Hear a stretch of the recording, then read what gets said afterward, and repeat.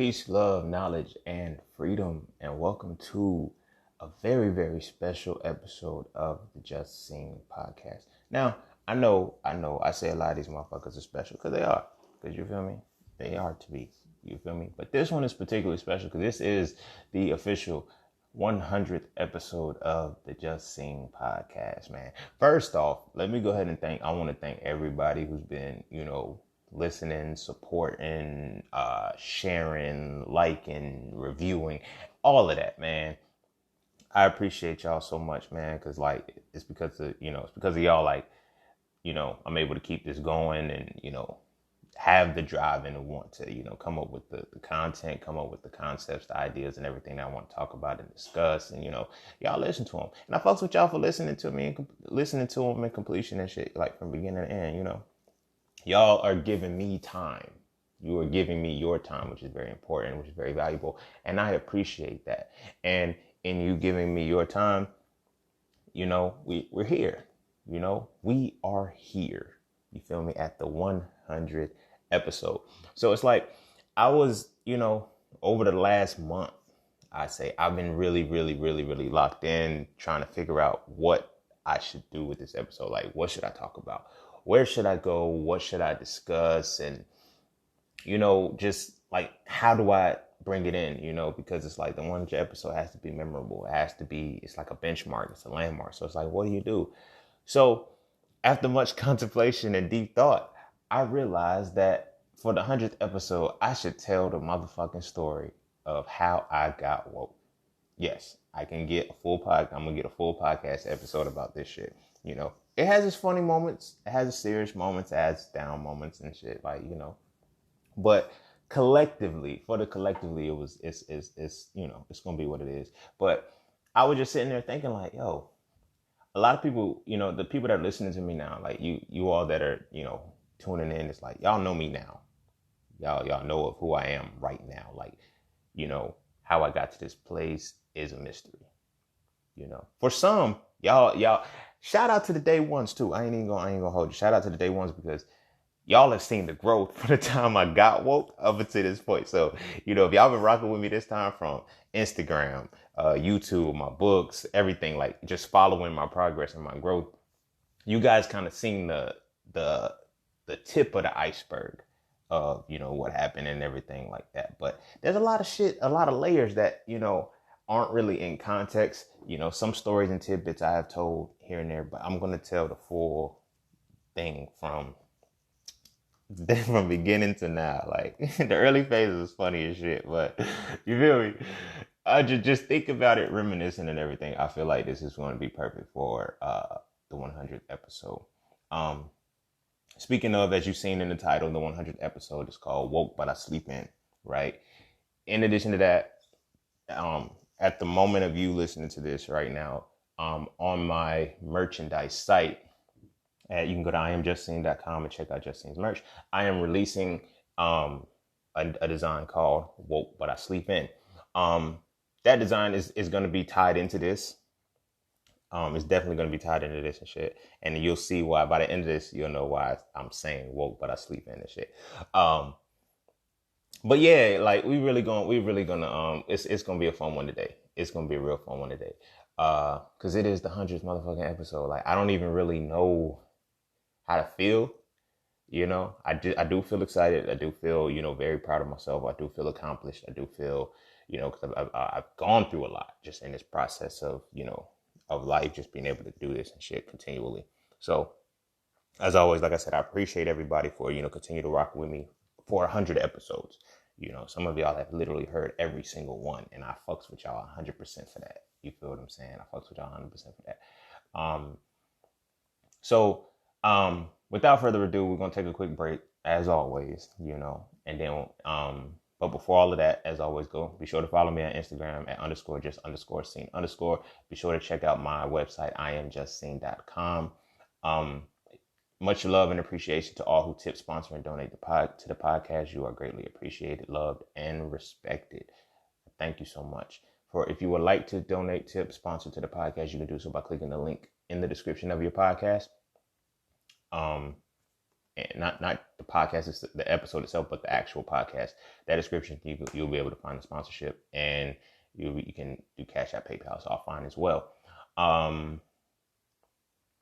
Yeah, I pretty much don't have much to say, but I'm ready to get into it because this shit's about to be a good one.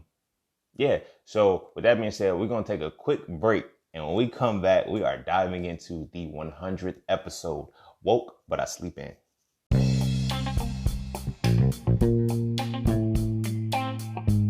Oh yeah, and don't forget to visit IamJustSing.com. There, you can get all things Just Sing. You want to add the So Frail series to your library? Visit IamJustSing.com. You want to learn how to master the market for serious trading and investing? Visit IamJustSing.com. You want to get your hands on some exclusive merch like tees, hoodies, coffee mugs, hats, bags? Visit IamJustSing.com. Are you thinking about transitioning into the plant-based lifestyle? Visit IamJustSing.com. You ever want to just chat with Sing about anything from simple advice to mentorship? Visit IamJustSing.com. Anything and everything that is me, you can find at IamJustSing.com. So just take a quick peek into my world and see why being just seen is nothing less but always more. Because you never really know what you need until you see it. You will never see it unless you visit IamJustSing.com. All right. Welcome back. Y'all ready? Y'all ready? All right, we're gonna hop straight into this shit. All right, so the year was 2014. Nah, I was being dramatic, but yeah, the year was 2014 when I quote unquote became woke. Hold on, quick backstory. Like, technically, I've been woke all my life. By now the point that I am, I've been woke, conscious, aware of the world, the earth, a lot of things since I was a kid. And I tell the story previously about, when I talk about chakras and shit like that, I tell the story about, when I got hit by a car when I was 17, and how traumatic experiences open your heart chakra up. So that way, once your heart chakra is open, you're able to transition higher up into different planes of energy. So from the heart chakra, you have your throat, you have your brow, you have the crown. So at 17 months old, of course, children, theirs is open. They're open anyway, but traumatic experiences, it transforms you, right? So I was run over by a car when I was 17 months old. Of course, I didn't die.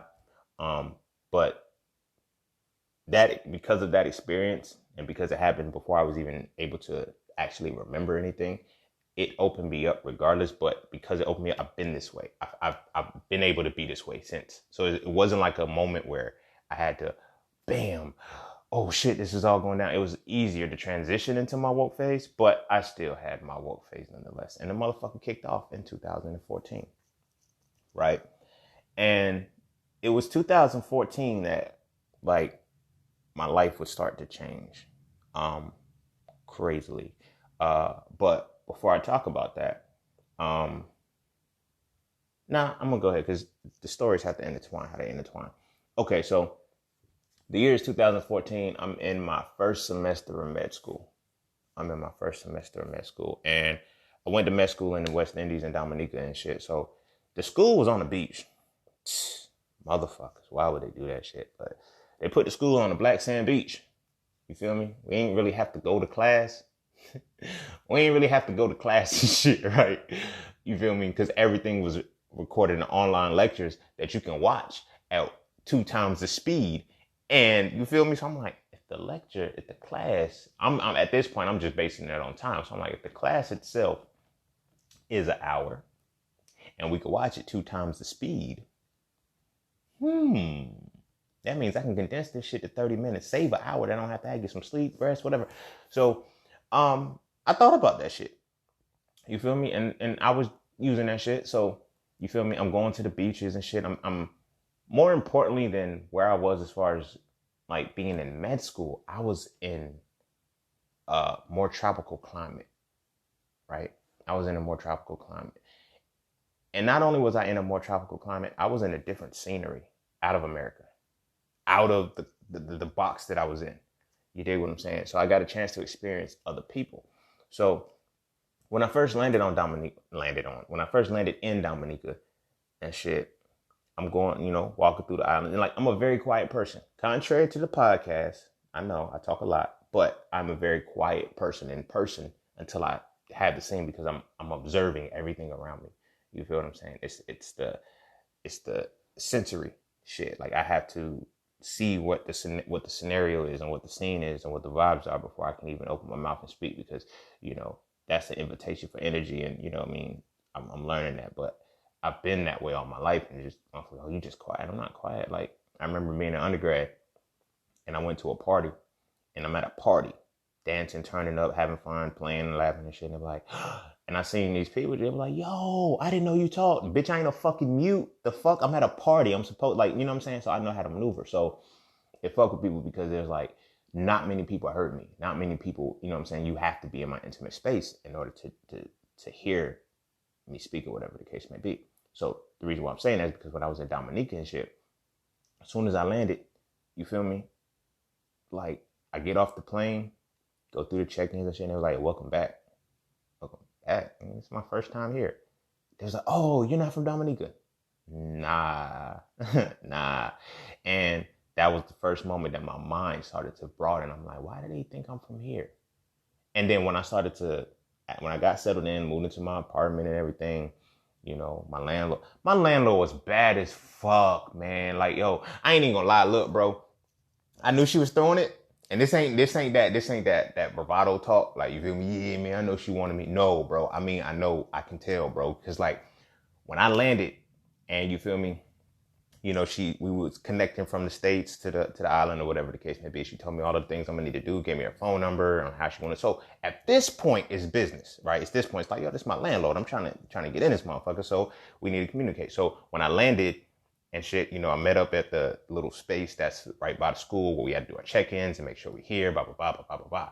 So I texted her or I called her or something because we had to get local phones. It was a whole process. So I ended up calling her and I'm like, to come, because it was dope. This is what I respect and I love so much. You know what I'm saying? Now, all of the people that I affiliated with were black. They were Dominican, but they were black. Now, not to be confused with Dominican Republic. Dominica is a whole different island. So, you feel what I'm saying? They were black. You feel me? So they call in and they're like, they came and picked us up from the spot to take us back to our apartments and blah, blah, blah. I'm like, yo, they are treating me nice. Like it's different here. These black folks are different. You feel me? And I'm embracing it. And so she comes to pick me up, drop me off because my flight was late. So I got there like 8. I think I probably got there like 10 o'clock. So she was up. Now, again, I'm like, at this point, it's the professional part and everything like that. I'm going to tell when it cross over to where it's like, yo, she was bad and I wanted her and I could tell, you feel me? So it's like when she come pick me up, she dropped me off and shit. No, how did it happen? I didn't have her phone number yet. So I didn't call her. I forgot how I was able to communicate with her. I think she was waiting or she had the car already waiting because that's what it was. I already told her like when my flight was supposed to be arriving, when I would be done with check-in and all of that, because we had pretty much itineraries and shit. So she was like, all right, cool. I'll have somebody there. She just happened to be the one that was there. So I'm like, cool, okay, whatever, I'm thinking landlord. So when you thinking landlord, it's like, whatever. She hopped out that motherfucking car. Bruh. I'm like, damn. Shit, I'm here to learn. I'm here to fucking learn. But you feel what I'm saying? Like, I kept that in my mind. I keep poker face and shit. You feel me? Saying so she just, whatever. So she dropped me off, give me my keys to the apartment and everything, show me how to work the water and all the stuff, gas stoves and all of that shit. Basic shit. So she's like, yeah, so here's my number. So, if anything happens, you get locked out or anything. Cool. I'm like, all right, cool. I take it or whatever thing. She said, now, if you need anything, just hit me up. You feel me? So I'm like, all right, cool. She says, anything, no matter the time. Bro, I'm like, yo, I'm here to learn. I said, all right, I got you. Now, mind you, it's like ever so often, like she would be at the apartments, I guess, clubhouse, whatever the case may be. And she would be there and shit. And we would chop it up, talk and everything. Like, she just happened to be there and shit. So I'm like, I'm not paying attention to it too much. But what really stuck out was when she was like, yeah, if you need anything, just let me know, no matter what time it is. No matter what time it is, kind of just like, all right, yo, you better. And like, I think she was a little bit, I think she's like 4 or 5 years older than me or something like that. No, she might have been, because I was 24. She might have been already in her 30s or something. Whatever the case may be, I wanted her, bro. I wanted her. But I'm focused. So I was, like, yo, I'm here to learn. I'm here to fucking learn. Right? And so the point that I was making with that was that it's like she looked just like the women from the States. You feel me? Minus the accent, I wouldn't have known. I wouldn't have known. You feel me? So I'm like, this is interesting. And like when I first landed, people were like, yo, welcome back. I'm like, it's my first time here. You see my passport stamp? It's my first one. So, you feel me? Time goes on. I go to this, I want to say it's Catherine's. I want to say that's the name of it. I walk into the restaurant and it's like, y'all look like me. Now I get it because we're black. I mean, it's not just the black part. Like I literally have the physical, like I look like I could be somebody who lived there. You feel me? So much so that I got that so much. And then the fact that my name is Racine and Dominica was at one point French colonization and shit. It was when talking to them, they were like, Racine, you French? And then like right off the rip, they started trying to speak to me in patois. And I was like, I don't know what the fuck you talking about. I was like, what? They was like, you're not, I said, nah, I'm not from here. We would go on a little tours of the island and shit. And the tour guides were just like, yo, what are you doing here? I'm a fucking student, bro. Like all of the black people that was there too, they were only coming to me asking like, I'm like, yo, bro, I don't live here. I'm not from here, bro. I'm not trying to just sneak in just to see what's going on. Like, I'm really not from here. So like sitting down talking to the people, it's like, I'm observing, I'm like, yo, these people look just like us. And for the first time in my life, it hit me. I got that I was black. I got that I was, quote unquote, African American. I was like, I'm an African in American, whatever the case may be. But at that moment, all of the borders broke. The land masses broke. I was like, yo, this is, so that's like a pin in my head. I'm not discussing that with anybody, right? But this is also when I realized that there is also a distinction between certain African people and that they like, some of them don't think that we're from Africa. So a lot of the people that was in the class, in the, that entering class with me, they were from Africa, like Africa. They still had their last name. They still had their garbs. They still had the traditionals, everything they had. But one thing that stuck out to me too is that they was all Christian still. So that was like, yo, we kind of the same, but why don't y'all fuck with us? So, I'm in this space. You feel what I'm saying? And I'm talking to an African brother one day. And he was like, yo, you African? I was like, and this is literally what I said to him. I said, nah, bro, I'm black. He smacked his teeth. He was like, man, you African. Like, it went from, I was talking to one African woman who was like, yo, you're not African. She basically told me that shit with confidence too and conviction. She didn't give a fuck. But then talking to this brother, he was like, man, you African, bro. Just not from Africa. I was like, okay. So a little shit like that, then coupling it with Dominique and just being around all of these black folks that's like, bro, y'all, we the same. You feel me? We're the same. So I'm going to the beach. So now that was like my first, like, bam, it was like a culture shock kind of, because I'm like, damn, bro, I really do look like these people. Same nose, lips, eyes, structure, skin, complexion, everything. Like, I'm like, yo, you look like you could literally live here. And for the first time, maybe it's because I was just around black people. Maybe it's because I was in the sun. I'm gonna bring that point up too. Maybe because I was in the sun all the time. Because it was the West Indies, bro. It's like they only had 2 seasons, bro. They only had 2 seasons. It was either rainy or it was dry. Like the fuck, and that rain was hell, bro. But it was like, I'm like, damn, bro, it's not cold. I'm warm all the time. Like, you feel me? For that time frame, I was in the sun so much that I had realized what depression was, seasonal depression was. Like when it's cold, and I realized we ain't supposed to be in the cold. We're supposed to be in this climate. Like I was in such a euphoric moment that it was just, shit was happening to me. I wasn't woke yet. I didn't have that crossover moment yet. But I wasn't woke yet, but I was still paying attention to, yo, what the fuck, bro? All of this shit is so dope. We're just the same, bro. So then I was like, yo, I had to start to fuck these borders. You feel me? I did a jam session about 2 years ago. I might re-record it because it was on YouTube, but I might do it for Instagram, but do it for the gram. But nah, towards the end of the jam session, I was like, I said, fuck these fucking borders and these European explorers. We are bonded by DNA, and it's time we start acknowledging every ancestor. We pay homage when we respect Black as God, genetics of dominance. And I was in the genetics class. I had already been taking genetics, so I'm pretty solid with it. But in this genetics class, it went deeper. It was medical genetics. And the guy was like, the teacher actually wrote a genetics book, and he was teaching out of his book. So I'm reading his book and shit. I'm like, damn. So he broke down a lot of shit. And it's like, he started breaking down timestamps. He started breaking down different things. And he was like, yeah, the Caucasian, as you know him today, is only 6,000 years old. He's a Caucasian person. You feel me? Now, I'm not one of those who's like, yo, take what white people say for, you know what I'm saying? But he's a leader of his field. You feel me? He was definitely a leader of his field teaching us. So it's when he says, yeah, when you look at white people, Caucasians, as you know them today, you feel what I'm saying? You have they're only about 6,000 years old. I'm like, whoa.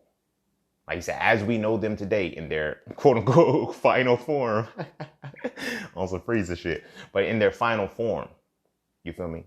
Like, as we know them today, they're six. He's like, now when you look at the lighter complexion people, he said people above that. So basically the Mongoloid, which is like Asiatic type people. He said because you would like look at more lighter skin, they're about 25,000 years old. He said from the brown skins and darker, he said there's no time. So I'm like, oh shit. I'm feeling myself. I'm like, duh, bro, we know this shit. We the ones. We the motherfucking ones. About time one of y'all motherfuckers start acknowledging the shit. But from that point, I started to, I ain't gonna say skip class because I still did my lectures and shit, but I was on the beach every day. Something about the water was calling me. If you know, you know. But something about the water was calling me. And it was so fucking calming. Like, I would go there every fucking morning. Had black sand. I was just sitting there. Like, that's when I first learned to meditate. Which was a gift and a curse in the moment. It definitely turned out to be a gift, but that's when I learned to meditate. I didn't even know what the fuck it was. Like, and that's when I started to receive downloads. Like, I talk about it, I'm like, I downloaded that shit. Like, and a download is when you receive something from the universe. Whether you call it God, Allah, Jehovah, Yeshua, Jesus, Krishna, Buddha, whatever it is that you call it. The source, the universe, it gives you stuff. You feel what I'm saying? And the downloads I was receiving were on some other shit. It was like, had I have not done the research that it led me to, I probably would have thought I was tripping. You feel me? Just making shit up. Like, I would remember waking up from dreams and just starting having to write things down. And it's like, yo, I got to break this shit down 100%. And one of the quintessential pieces happened to be the Bible. Now, I was going to go back to this, but it kind of led to this part right now. So I had started studying the Bible when I was 18 years old, right? Because I was with a woman. I had a girlfriend. Now, mind you, this is it's funny. It's crazy how the universe works. This is why a lot of times I'm so at peace with things and I'm not really upset with shit, because when I see the end of it, I'm like, oh, all of this works. This is like, you know what I'm saying? It plays its part. So it helps me get over shit and it helps me get past shit a lot and disconnect from the negative shit that whatever it is afflicting me with. So at 18, I started to study the Bible. So 17, 18. Well, 17, I started reading it because I remember I got into some shit. That'll be probably a story that I'll tell down the line. But it'll be another foundational story. But at 17, I got into some shit. So, my mom, she went and bought me a Bible. She went and bought me a teen thing for a teen book for like daily motivationals and shit. So I'm reading the motherfucker like daily and shit. I'm like, all right, man. And it's like, yo, shit started making sense. It started hitting. I was like, yo, this shit's cool. But it started changing. It started changing me. It started making me more and more scary, more and more fearful of life, more and more just reserved. But I'm reading it. I'm reading it. So at 17, I started reading it. But it wasn't heavy, So by 18, I go to college and shit, and I meet this woman.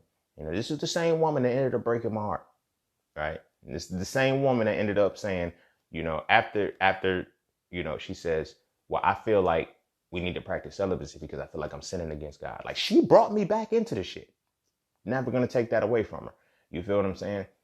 And then ultimately she cheated. Like, it's like, yo, come on. Like, how you gonna say having sex is sinning against God and then you cheat? Like, you feel what I'm saying? Like, what the fuck is wrong with you? But anyway, I understand now what all of that purpose was for. So when I met her and shit, like, she would read her Bible. She was praying. Like, I remember, like, we was actually together. I think I spent the night in her room, and she was like, let's pray before we go to sleep. I'm like, shit, I forgot that shit. I ain't prayed in years. I ain't said the nightly prayer in years. I don't know what it is. So at first I was fucking with her. I was like, so now lay me down to sleep. She was like, no, not that one. I was like, shit. Cause that one's in all the movies. Like, I knew that motherfucker. So, I was like, all right, lead it off. So every night she would lead it until it was starting to come back to me. I was like, oh, I do remember that shit. Our Father which art in heaven, hallowed be thy name. I got you. So I'm starting to get back into it. So it's like, she will be able to quote it and say it and speak on it so well. Like, I'm like, damn, I don't even remember that shit. The only verse I knew was Jesus wept. And in the beginning, God created the heavens and earth. And the book of Revelation ends with Amen, which is a whole different topic that we might touch on here. But, so I'm in the game, what I'm saying? I'm starting to learn it, starting to study it and shit. So I'm putting this time. So I'm reading it. Cause I'm like, yo, at first it was like, yo, I got to keep up with her because I felt like, okay, you're at a whole different level than me. I got to know this shit if I'm going to be with you. Like, you feel me? Cause I felt she knew it. You feel me? But alas, it was one of those things. I don't know why I've been saying alas lately. Where the fuck did I get that shit from? Anyway, but alas, she motherfucking, I'm studying and I'm reading and shit, but I'm starting to get deeper into it than she was. And I didn't know that. You dig what I'm saying? So what were we talking about? Different things with people who weren't reading it and shit. And it was always people, the number one thing people always say, well, you will read it then. Like, it's like, yo, how can, I don't, what I'm saying? I don't believe in that this is real, this is real. How do you know this is real? And I'm like, well, this say. And it was like, it got to a point where I was so busy saying what it said, but I was like, yo, I got to read this motherfucker. So when I say I locked in. From 17 to 24, I studied the Bible. I read it three times. You feel what I'm saying? I studied it. You know what I'm saying? Greek and Hebrew concordances, Septuagints, missing books, different shit like that. I studied it thoroughly, right? So from 17 to 24, I'm still actively reading it. So 24, you feel me? By then I'm like deep into it, so deep into it that I got tattoos on my biceps for Philippians 4:13, which is I can do all things through Christ who strengthens me. Right? Interesting story about that tattoo. When I first got it, I just got the Philippians 4:13, right? Because like the idea for the tattoo was I wanted it to look like the verse was coming out of my arms, and I put it on my biceps because it's like, yo, when I flex, I want y'all to know where I get my strength from. That's what I was telling people. I even have a post when I first got the tattoo. I got a post on Facebook where I was like, this is where I get my strength from, and it was Philippians 4:13. So I've been with the shits. You feel what I'm saying? I've been with the shits. A lot of people think, oh, you just talk about it. You don't really understand the divine. You haven't been given the gift of understanding or whatever the case may be. Contrary to popular belief. I know this motherfucker. So that's why, like, if you follow me periodically, like on social media and shit, I might put a breakdown in it where I just use the book. I don't use anything on the outside. I don't come at it bashing. I just say, hey, look, here's another context. Because that's one thing that was always presented to me. If I didn't have something right or something, like, yo, you don't understand the context of what that's meant. So I'm like, there's too much context in it. Because it's like my perspective and your perspective is the context. So it's how we choose to understand it. So anywho, so I'm studying this motherfucker, right? So the tattoo that I got was Philippians 4:13, right? When I got that tattoo, everything's fine. Funny as shit. So, damn, I always try to keep it because I ain't never really want to reveal the person's name or whatever the case. Oh, fuck it, I just won't tell that story. Duh. Sorry, y'all.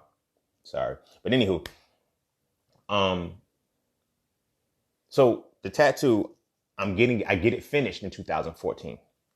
Right? That's when I do the striations and shit for the muscles and, the tears out of the arm and shit. When I got this tattoo, right? First off, I thought the tattoo part of the shit, the motherfuckers was infected or some shit and they poisoned me or they did something fucked up because when the tattoo got finished, I got real sick. Like the tattoo was fully complete now. Nothing happened to me when I got the Philippians 4:13, but as soon as I got the rest of the shit up there, something happened.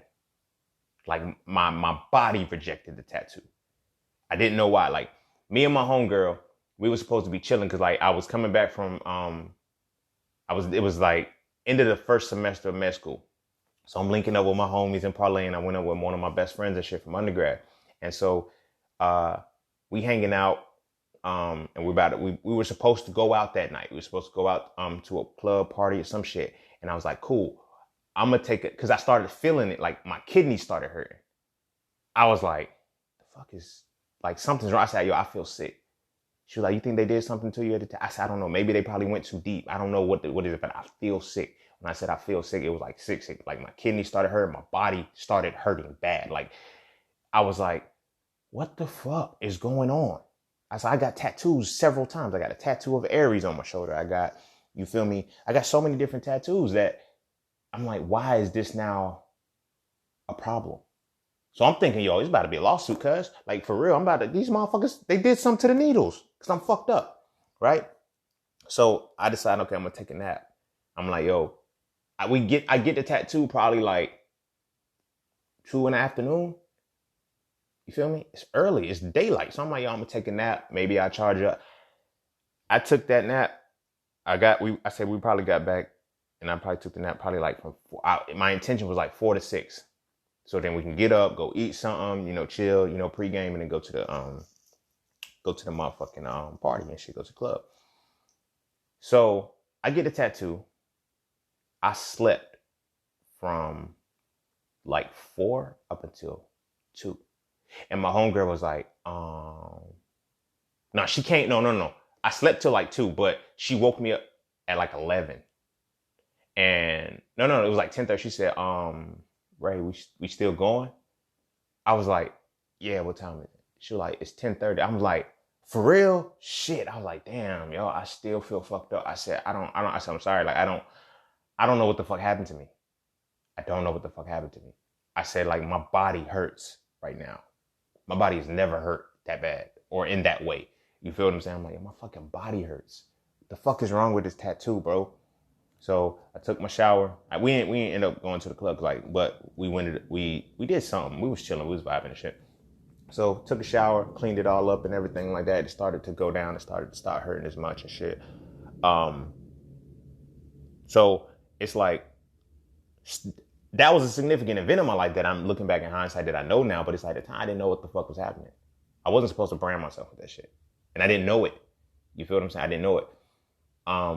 Ancestral shit, like different connections and shit. So, I go back to school. So time fast forwards, I go back to school and everything. So now I'm in my second semester. No, now. So what? Now we can stick to that. I'm gonna stay within the same semester. Like, so yeah, that semester was over. I got the tattoo. I'm gonna go back a little bit because in that semester, I was always every Sunday I called a TDJ because I was like, yo, I gotta be in church, bro. I gotta get that word. I gotta get that good. I gotta get it. Yeah, I was that. So I found a way to stream TD Jakes' sermons online. So every Sunday I'm watching a TD Jakes show, right? So at the particular time, look, now TD Jakes been around since forever, dog. Like forever. I ain't never watched shit of his. The only thing I really knew about him was Woman Thou Art Loose, because my mama had the book and the movie and shit and all of that shit, but never. What led me to it? Like, it could have been anybody. I could have fucked with Creflo Dollar. I could have fucked with the chick that looked like motherfucking Joker.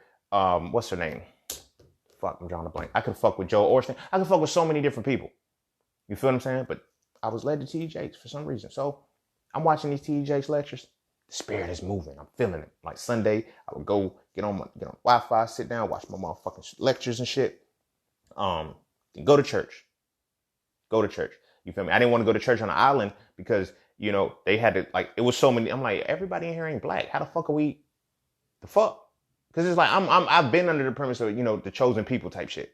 You feel what I'm saying? Oh, we're the chosen ones and shit. So it's like, yo, everybody ain't, I'm like, so something's off. They shouldn't even be in this place because they Gentiles, whatever the case may be. My studies, bro. Like, I know, I've been on this shit. So I'm like, fuck it. I don't want to be in that space. I'm going to do my own thing. So I'm watching the TD Jakes lectures and shit consistently every day. So every Sunday. So I'm feeling the word. I'm like, yeah, I don't miss a beat. You feel me? So I come back that second semester after getting the tattoo, the little fiasco and all that shit. So the second semester, I don't know what the fuck was about to happen to me. I don't know why the fuck it was chosen to happen to me, but the bitch did. You feel me? That second semester, I'm coming back. I'm watching this TD Jakes lecture. This lecture, he's advertising his book on instincts. He's like, yo, you got to follow your instincts. That's what he kept telling me. What made me get the book. Now, this was great marketing. Now that I'm into marketing, advertising shit, the shit worked. He fucking planted the seed, kept nurturing the motherfucker, and I bought the book. Goddamn, that shit works. I use the motherfucking process myself, but I know now what it was. So the lecture, I think it was like a 4-part.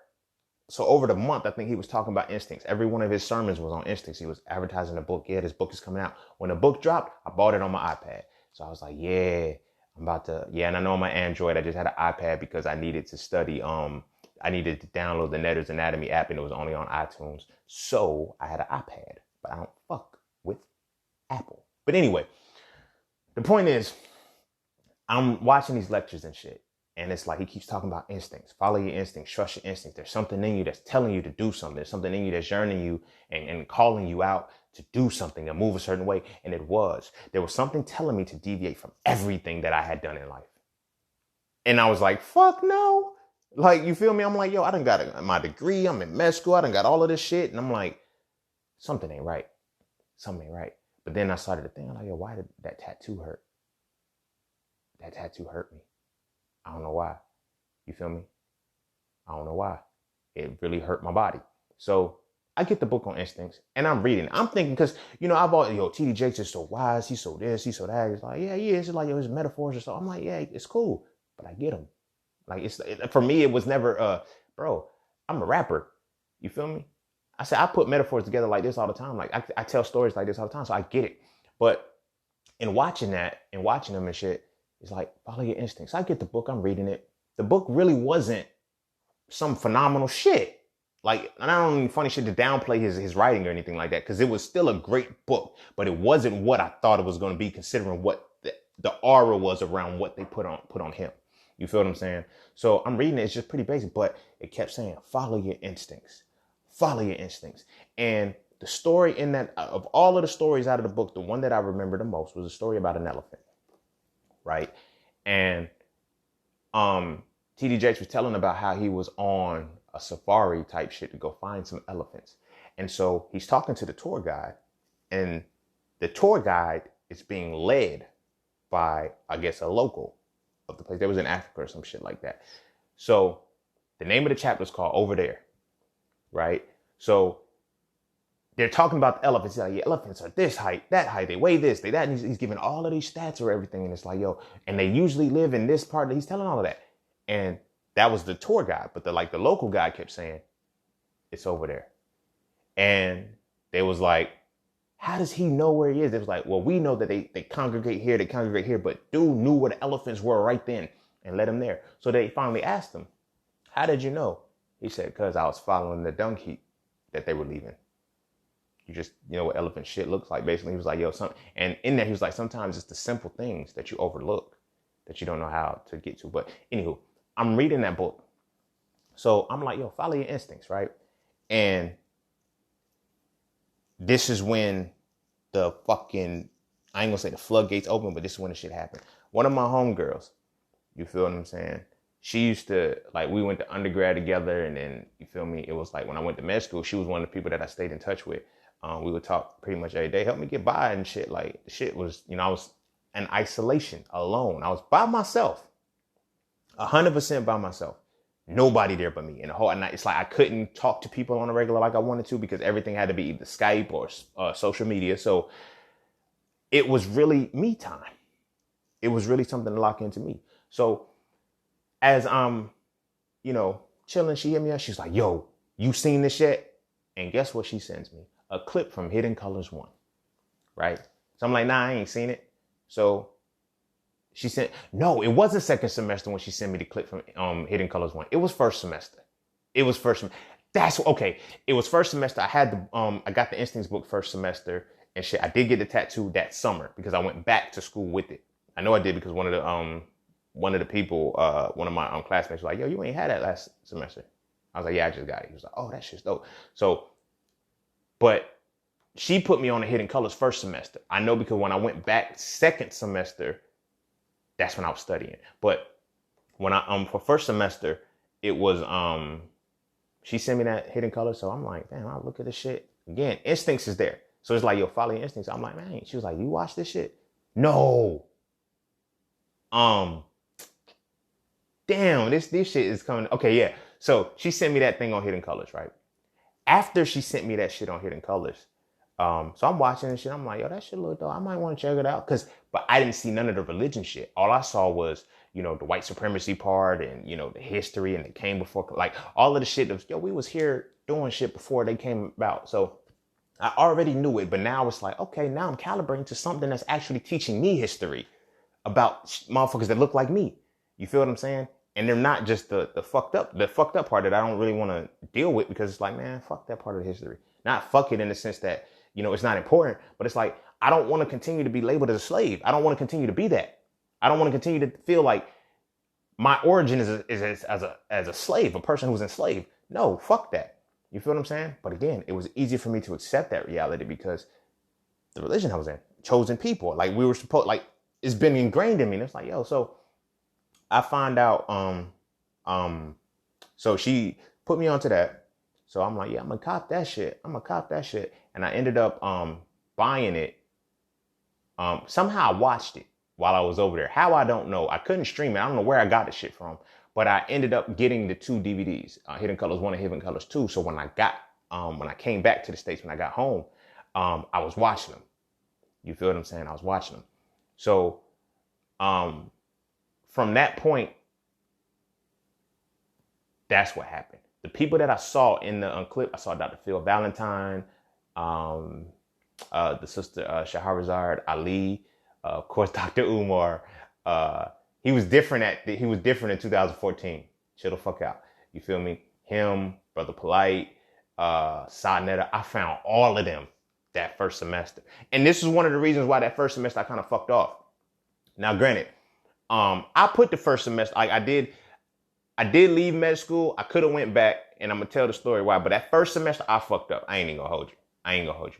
I'm in a beach, bro. And as I'm doing, like, in my progress, like, I'm moving, but I'm starting to learn some shit. And it just captivated me. When I say it captivated me, and I learned it fast. Maybe it was the sun. Maybe it was whatever it was. But I remember seeing a Facebook post.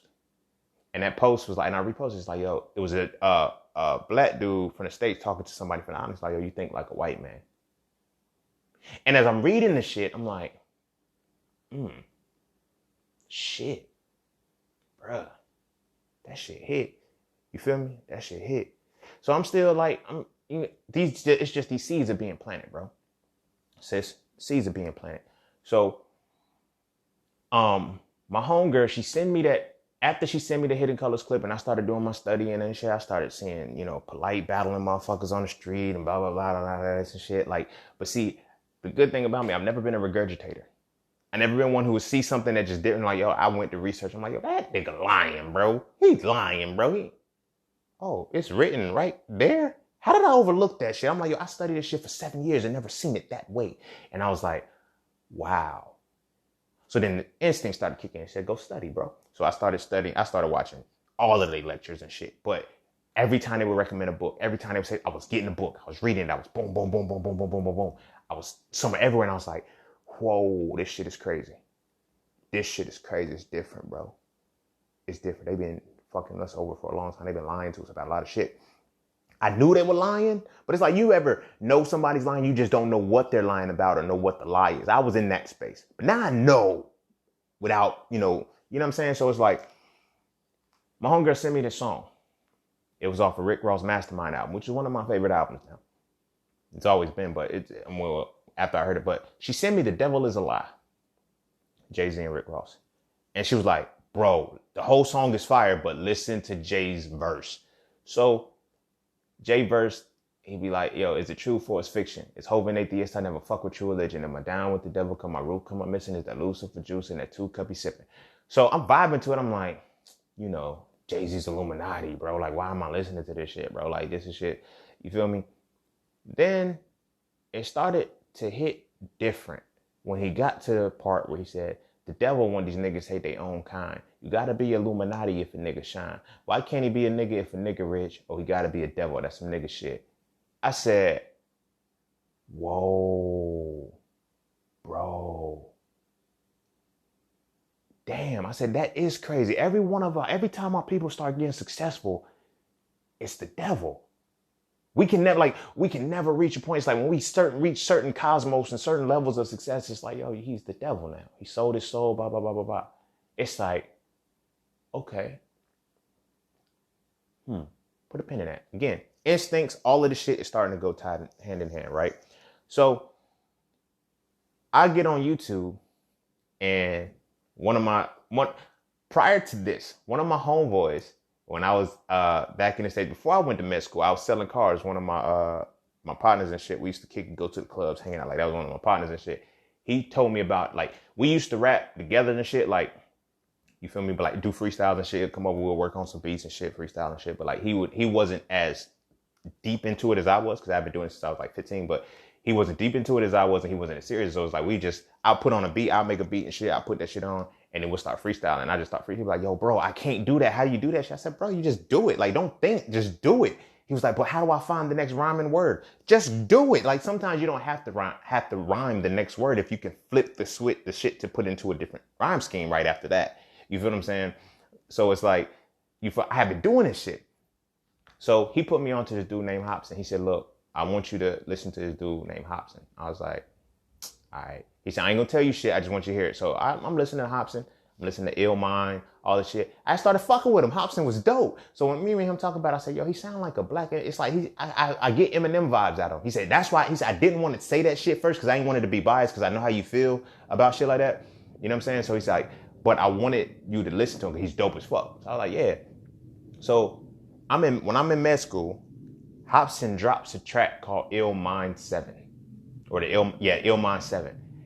And he literally put into words everything that I was saying. You can check that out on YouTube. But he was like,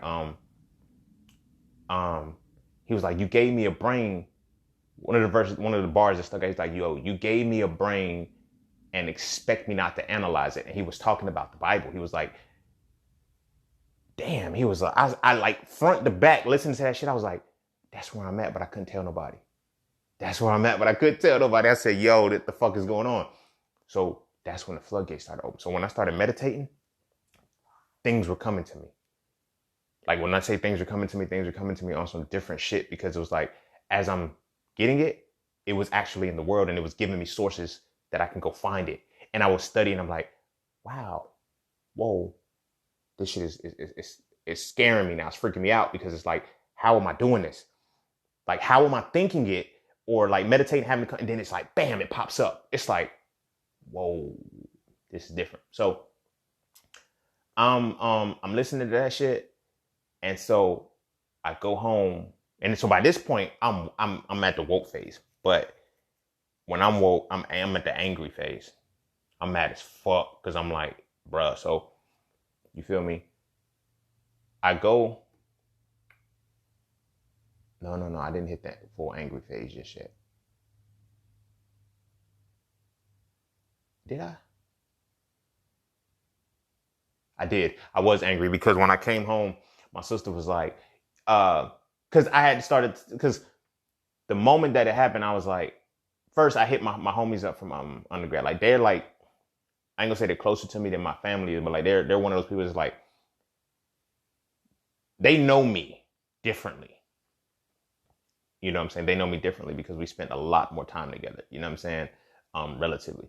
So it's like I hit them up in the group chat and I was like, y'all, bro, I don't think I can fuck with religion anymore. And I don't think I believe in this shit.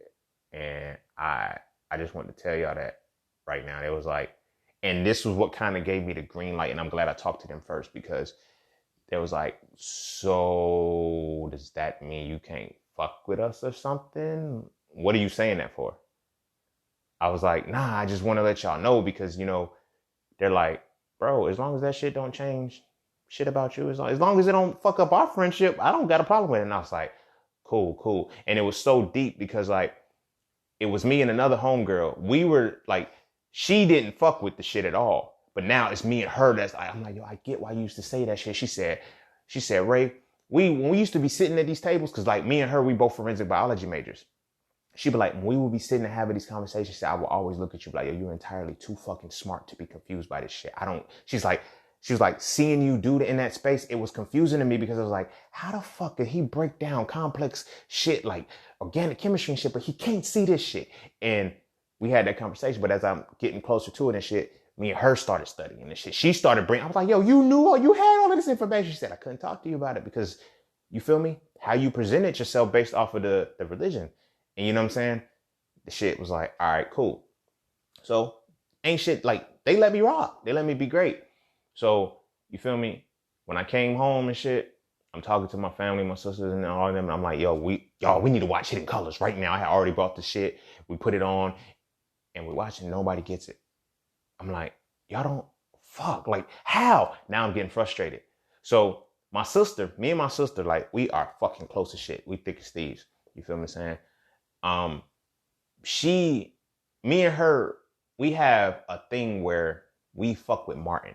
So much so that we know the episodes to the point where we can say a line out of the episode, not even a popular line. We can just say a line out of the episode and we'll finish it off for each other and then laugh the whole way through. So this particular moment, she chose to use the wrong episode. It was the episode when he went to that shrine and shit and killed Sunflower. So I'm chilling one day and she just come up to me like, Najee Ramba. And I'm like, yo, see, now you being funny, bro. Now you trying to be funny and disrespect me. She like, bro, like, calm down, bro. It's Martin. I'm like, nah, fuck that. Cause you trying to be funny, yo. I say, I know I'm woke. I know this shit now. I know certain shit and I broke away from shit, but y'all ain't gonna be funny with me, bro. Like, y'all gonna stop fucking disrespecting me. She said, bro, chill the fuck out. I just said Najee Ramba. You were supposed to say Rabba Najee. I was like, nah, man, cause it's like, it's a lot of shit going on. They've been lying to us about this and y'all worried about, I'm like, damn. I was an angry person. I was an angry woke motherfucker. Like, I was angry as shit. My sister said, I ain't fucking with you no more. You feel me? She said, I can't fuck with you like that no more. So, but I was like, nah, man, it's so much shit going on. They've been lying to us about this and all of that. You want to make jokes about me being aware of what's going on now. She said, bro, I wasn't trying to be funny. Like, seriously, like, it's Martin, bro. We do this shit all the time. And I'm like, yeah, but you didn't have to use that episode, like the one where he get woke and shit, throw the rock, and he starts talking to the rock laying on the bed of nails. I said, nah, I ain't like that far gone and shit. So from there, again, so now from that point, all of this shit happened. You know, I watched the shit with, you know, my family and all of this shit, started doing all of this studying, and I'm like, y'all don't get it because y'all can't. I get the shit now. I get it. So now when I go back to med school and shit, I'm studying two things at one time. I'm studying the medical science and all of that shit. And then I'm studying all this woke shit. You feel me? I'm studying Egypt like a motherfucker.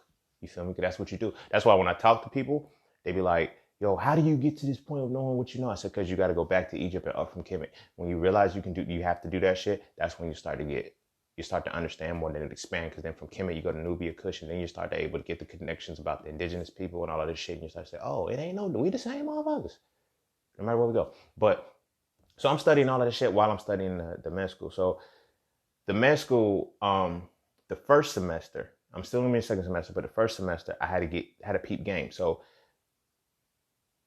was he in the first semester? Was he in the second one? Definitely the second. He was definitely the second because I remember this person. So this person comes in and he has a headache, No, it was first semester. It was first semester because I remember because I realized that I had to play the game right. Because the person, we had to do this little mock-up. Like, he came in complaining about this, that, and the third. He said, this is how you got to evaluate, how you got to go through the shit, and blah, blah, blah. I'm like, all right, cool. We're going to do it like that. So, again, this whole shit is waking me up. I don't know if it's the sun. I don't know if it's because I'm on an island. I don't know what the fuck it is. But something's happening to me, right? So, I'm learning this information, and, you know, I'm screening them, and I'm doing my little write-up and shit. I got a D on that write-up, right? Of what, because they said I was supposed to prescribe him a medicine. The motherfucker came in with a migraine, right? I grew up where if you got a headache, someone take a nap. Now, granted, I'm not saying that's a medicinal thing, but I'm like, the fuck, it usually can go away when your body can rest. So I'm asking, so it's like, yo, he's stressed. He's like, yo, I got random migraines or whatever the case may be. And I'm like, yo, my mom got migraines and I know it's tied to stress and shit like that. So I'm like, all right, what are you eating? What is this, that, and the third, and all of this shit. So I'm trying to figure this out. So I'm like, we need to change this. Like, I knew this shit before I knew this shit. So I'm expressing like, yo, let's change his diet. Let's make him rest. What's like the biggest stress factor was that his mom was in the hospital. So I'm like, oh, let's try to figure out something like that. And it was like, no, prescribe him medicine. I said, I don't even know what's wrong with the motherfucker yet. But prescribe him a medicine was the first thing they said. I said, okay. I'm starting to see you motherfuckers. So we're in the lab. We doing the cadavers. We're going over the cadavers. All of the cadavers are Caucasian bodies. I was there 2 semesters. We had 40 bodies a semester. That's 80 bodies. All of them Caucasian. I'm like, so where the fuck are the black bodies at? Where are the Asian bodies? Where were these other bodies at? Why are we only opening up and finding and doing the shit on Caucasian bodies? Shit started fucking with me. Now, mind you, I'm already in that woke shit. Bruh, like this shit starting to go hand in hand. So I'm like, this shit crazy. And then, you know, I'm talking to one of the professors. She's going over a little module on melanin. She says melanin is just a waste product. It has no purpose. What? I didn't know anything about melanin at the time. So I'm like, that's what they've been teaching this whole time because they don't have it. But they do have melanin. They have pheomelanin. We have eumelanin. It's 2 different types. I had to learn this shit, but it's 2 different types.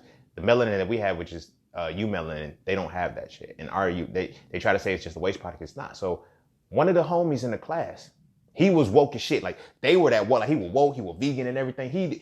When I saw him and just talking to him, I'm like, bro, he started talking about Phil Valentine, all of these things. And these names, I was like, and he mentioned melanin. It was 2 things that he did that made me really, he was like, man, he took his shoes off and he was standing in the grass and he was just in the sun. And he said, it was like, oh, you trying to get darker, you trying to tan. He looked at me and said, black people don't tan, we charge the fuck up. He ain't white. And I was like, I started listening to him and started peeping. And I was like, yo, what do you, he was like, yo, we got melanin, bro. And started breaking it down. So when she did that shit about the melanin was a waste, and he was, you know, pretty much, I was still like new to it and shit, but he started putting me on. And I was just like, man, it's not a waste product. He said, man, this is the bullshit that we got to deal with, man. He said, they don't even try to teach this shit right. So I'm like, all right, bet. So I stepped back and said, yo, what is melanin? And then I looked it up and I started to study it. Like, I said, nigga, this shit different. Like, whoa, like what the fuck is going on? So at this point, I'm like, all right, bro, this is some shit. Follow my instincts. I'm doing all of the shit that I'm doing. I'm studying and everything like that. So I'm starting to break through the mold, right? So I'm starting to pay attention to what the backside of medical school is. You feel me? After a test, every fucking one of the people just got drunk. I'm like, there's a lot of alcoholics in this fucking hospital, Phil. You feel me? There's a lot of alcoholics. There's a lot of cocaine sniffers. There's a lot of motherfuckers that do a lot of fucked up shit. And so as I'm studying and we're taking these tests and everything, it's like, yo, you just have to pass or fail. You just have to get a certain grade. Then when I started to see the grading scale for what it is in med school, I said, oh, so any motherfucker who graduated the top of their class technically ain't really at the top of their class. Because the point system is so crazy. Like an A was 100% down to like 85. That was an A. A B was from like an 84 down to a 70. I said, nigga. So that's why I fucked up my first semester. Because in me playing, I still could have passed that first semester, but in me doing the shit that I'm doing on the beach and shit, like I own that. You feel me? So the final thing, like once I seen it, I think I was sitting at like a 69. I was sitting at a 69. And I was like, fuck it, I can't pass, bro. I have to get perfect hundreds on everything else from here to just pass. I said, I can't do that shit. I was like, I can't, it ain't gonna work. You feel what I'm saying? So I just said, fuck it. I'm just gonna, cause we had the option to repeat the semester. So I said, all right, fuck it. I'll just come back the next semester and repeat. I just charge it to the game. So everybody was like, they're like, why you ain't take the, I said, cause I already failed. They was like, damn, what'd you have? Like a 50 something? I was like, nah, I was sitting at a 69. They was like, you know, the MPS, which is called the minimum passing score. It's like the MPS was only a 63.0. It was like, if you would have took the final, the two things, you would have passed. I was like, they were like, why you ain't asked nobody? I said, cause I'm basing it off of actual intelligence. I'm basing it off of actual grading scales.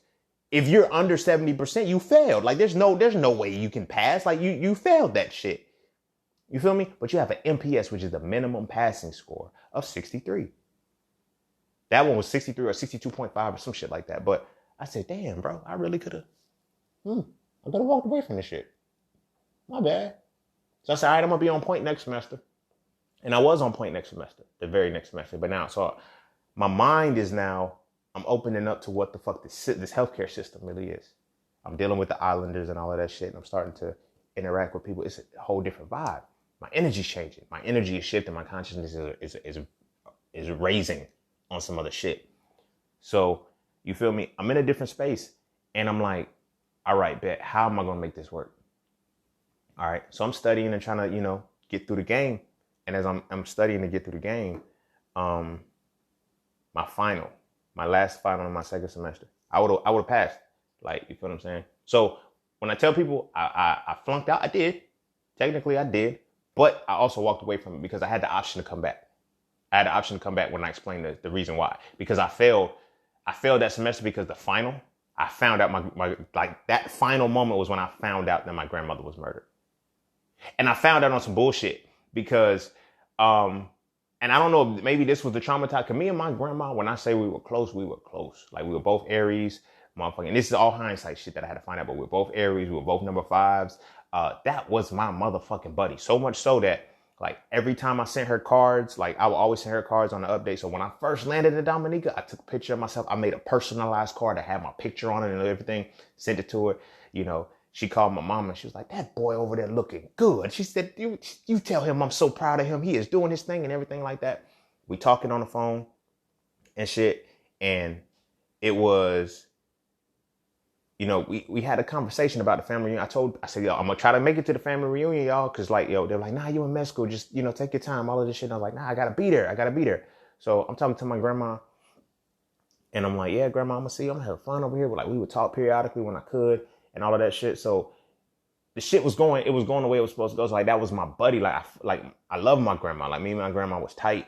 You feel what I'm saying? And I wanted her to see me graduate from med school. Like I wanted that. You feel what I'm saying? So when I found out that she was killed, it was on some bullshit. I flipped on everybody. I was mad at my whole family because I respect them for what they did because I get it. But at the same time, the way I found out was bullshit. Because they said, look, don't post shit on Facebook about what the fuck is going on. Right? Because they said, Ray is about to take a fucking med school final. These finals were long as shit. These shits, the tests themselves were long, but the final was like 4 hours long. You had to sit through that shit, answer like 100 and some questions. You got to sit through it 4 hours. You feel what I'm saying? 4 or 5 hours. So it's like, fuck. So I'm preparing for the shit. I'm ready. Like when I say I'm ready for the shit, I'm ready for the shit. I'm studying. I'm like, yo, man, I'm putting my last little time. Let me get on Facebook, man, just to take my mind away from it so I can get up there. When I get up there, I see a post. And it's crazy. I don't like, of all of the people that I followed on Facebook, a lot of people that I have on Facebook, I don't even interact with my uncle on a regular basis like that, which is my grandmother's son. I don't even interact with him on Facebook like that. Soon as I log in, his post is first. So I'm reading, he's like, yo, send your prayers up. We going through a hard time. I'm like, what the fuck you going through now, Unc? Like, the fuck is it? You feel what I'm saying? So I click on the comments and it was like, what happened? He was like, yo, it's my mama. Whoa. You feel me? I get on Skype I call home. Nobody answer. Call again. Nobody answer. Call my sister. Nobody answer. Now I'm getting frustrated. I'm getting mad as fuck. I'm getting pissed off now, right? When I finally get through, I'm like, what happened to grandma? And my sister say, damn, how you find out? I said, because Aunt put the shit on Facebook. So what the fuck happened? You feel me? What the fuck happened? Had it been something like old age, I would have been good. She lived her life. She knew I loved her. She knew how I felt. You feel what I'm saying? But we had a conversation where we was talking, and I'm telling her, like, Grandma, yeah, I'm gonna see you in August. I didn't know that me seeing her in August, as I said, like, we both spoke on it. Me and her was like, we was there. She was like, yeah, I'll see you in August, baby. I said, all right, well, I'll see you in August, Grandma, when I come back after the semester's over and I get my prayer. I'll see you in August. I was going back to see her in August to be put in the dirt. You feel what I'm saying? To be put in the motherfucking dirt. So I'm talking to my sister and I'm like, what happened? So mind you, my final is literally in 30 minutes.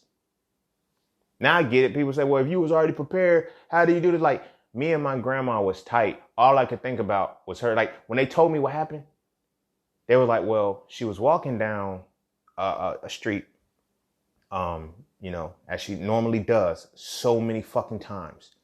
She's walking down a one-way street, a little alleyway or something like that. Like, not on a dark alleyway type shit, but it's like she was in a space where she's supposed to be. Somebody drives up the opposite way of the one-way.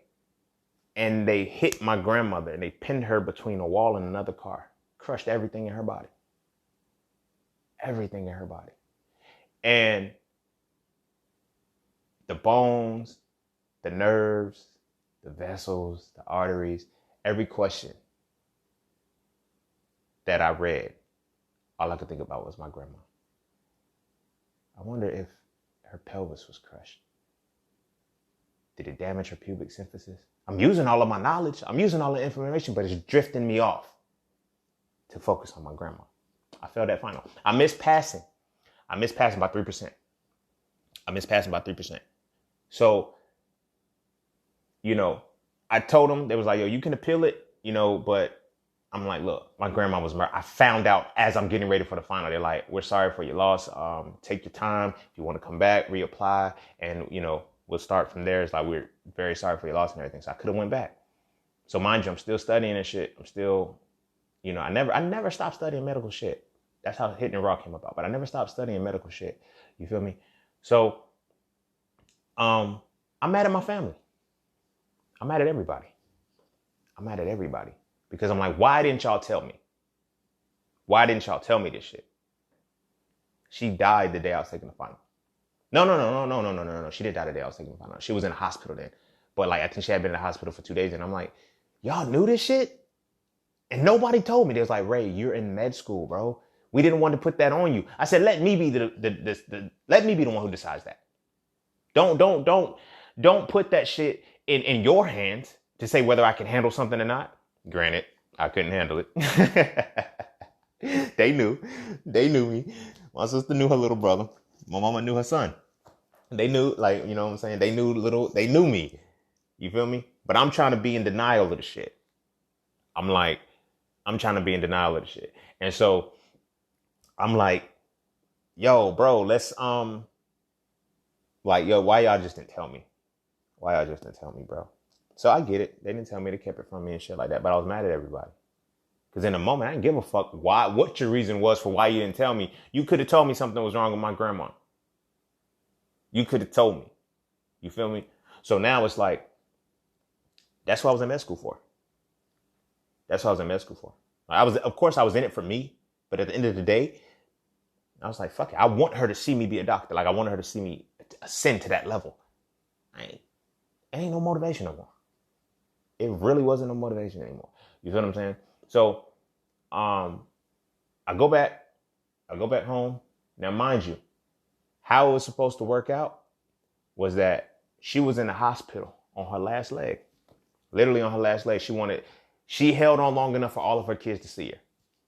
So the plan was supposed to be for me to fly, like My flight, it went from Dominica. I don't know why I did this, but it went from Dominica to Philly to Charlotte to Raleigh. Some shit like that to get back. So I'm like, why is it going to Philly and Philly is past Charlotte? So I was like, cool. This is what we're going to do. I'm going to fly and get out at Philly, right? And y'all pick me up for Philly. We go to New York. Because that's where we're going. Perfect timing. It made sense. All my flights got fucked up. All my flights got fucked up. Fucked up so bad that I ended up having to stay in, it starts with an A, Antigua. I had to stay in Antigua for a day. I had to stay over in Antigua because of the layover, it was fucked up. I said, I am really not going to see my grandma. I wouldn't have been able to take it. When I say me and my grandma were close, me and my grandma were tight. We were tight. My grandma had 33 grandkids before she passed, right? And every time she would talk, like, I would talk to my uncles. I would talk to my aunts. They'd be like, you done sent mama another card? She's like, every time I go over there, she tell me to sit down and read your cards. I'm like, yeah. And she was talking to my mom. She said, out of all the 33 grandkids I have, she said, he's the only one that talks to me on a regular basis. He the only one that I know how, like, he the only one that puts any effort into talking to his grandma. You feel me? When my mom told me that, I'm stuck in the thing. I was like, man, I wanted to see her one last time. But my mom was like, yo, she know how you felt. I didn't have to, and that brought me a little bit of peace because I was like, yeah, man, I already gave her flowers, bro. I gave her flowers so many times. I sent her cards for her birthday, Mother's Day, put a little bit of money in them. I did all of that shit. I gave her flowers already. That brought me peace. You feel me?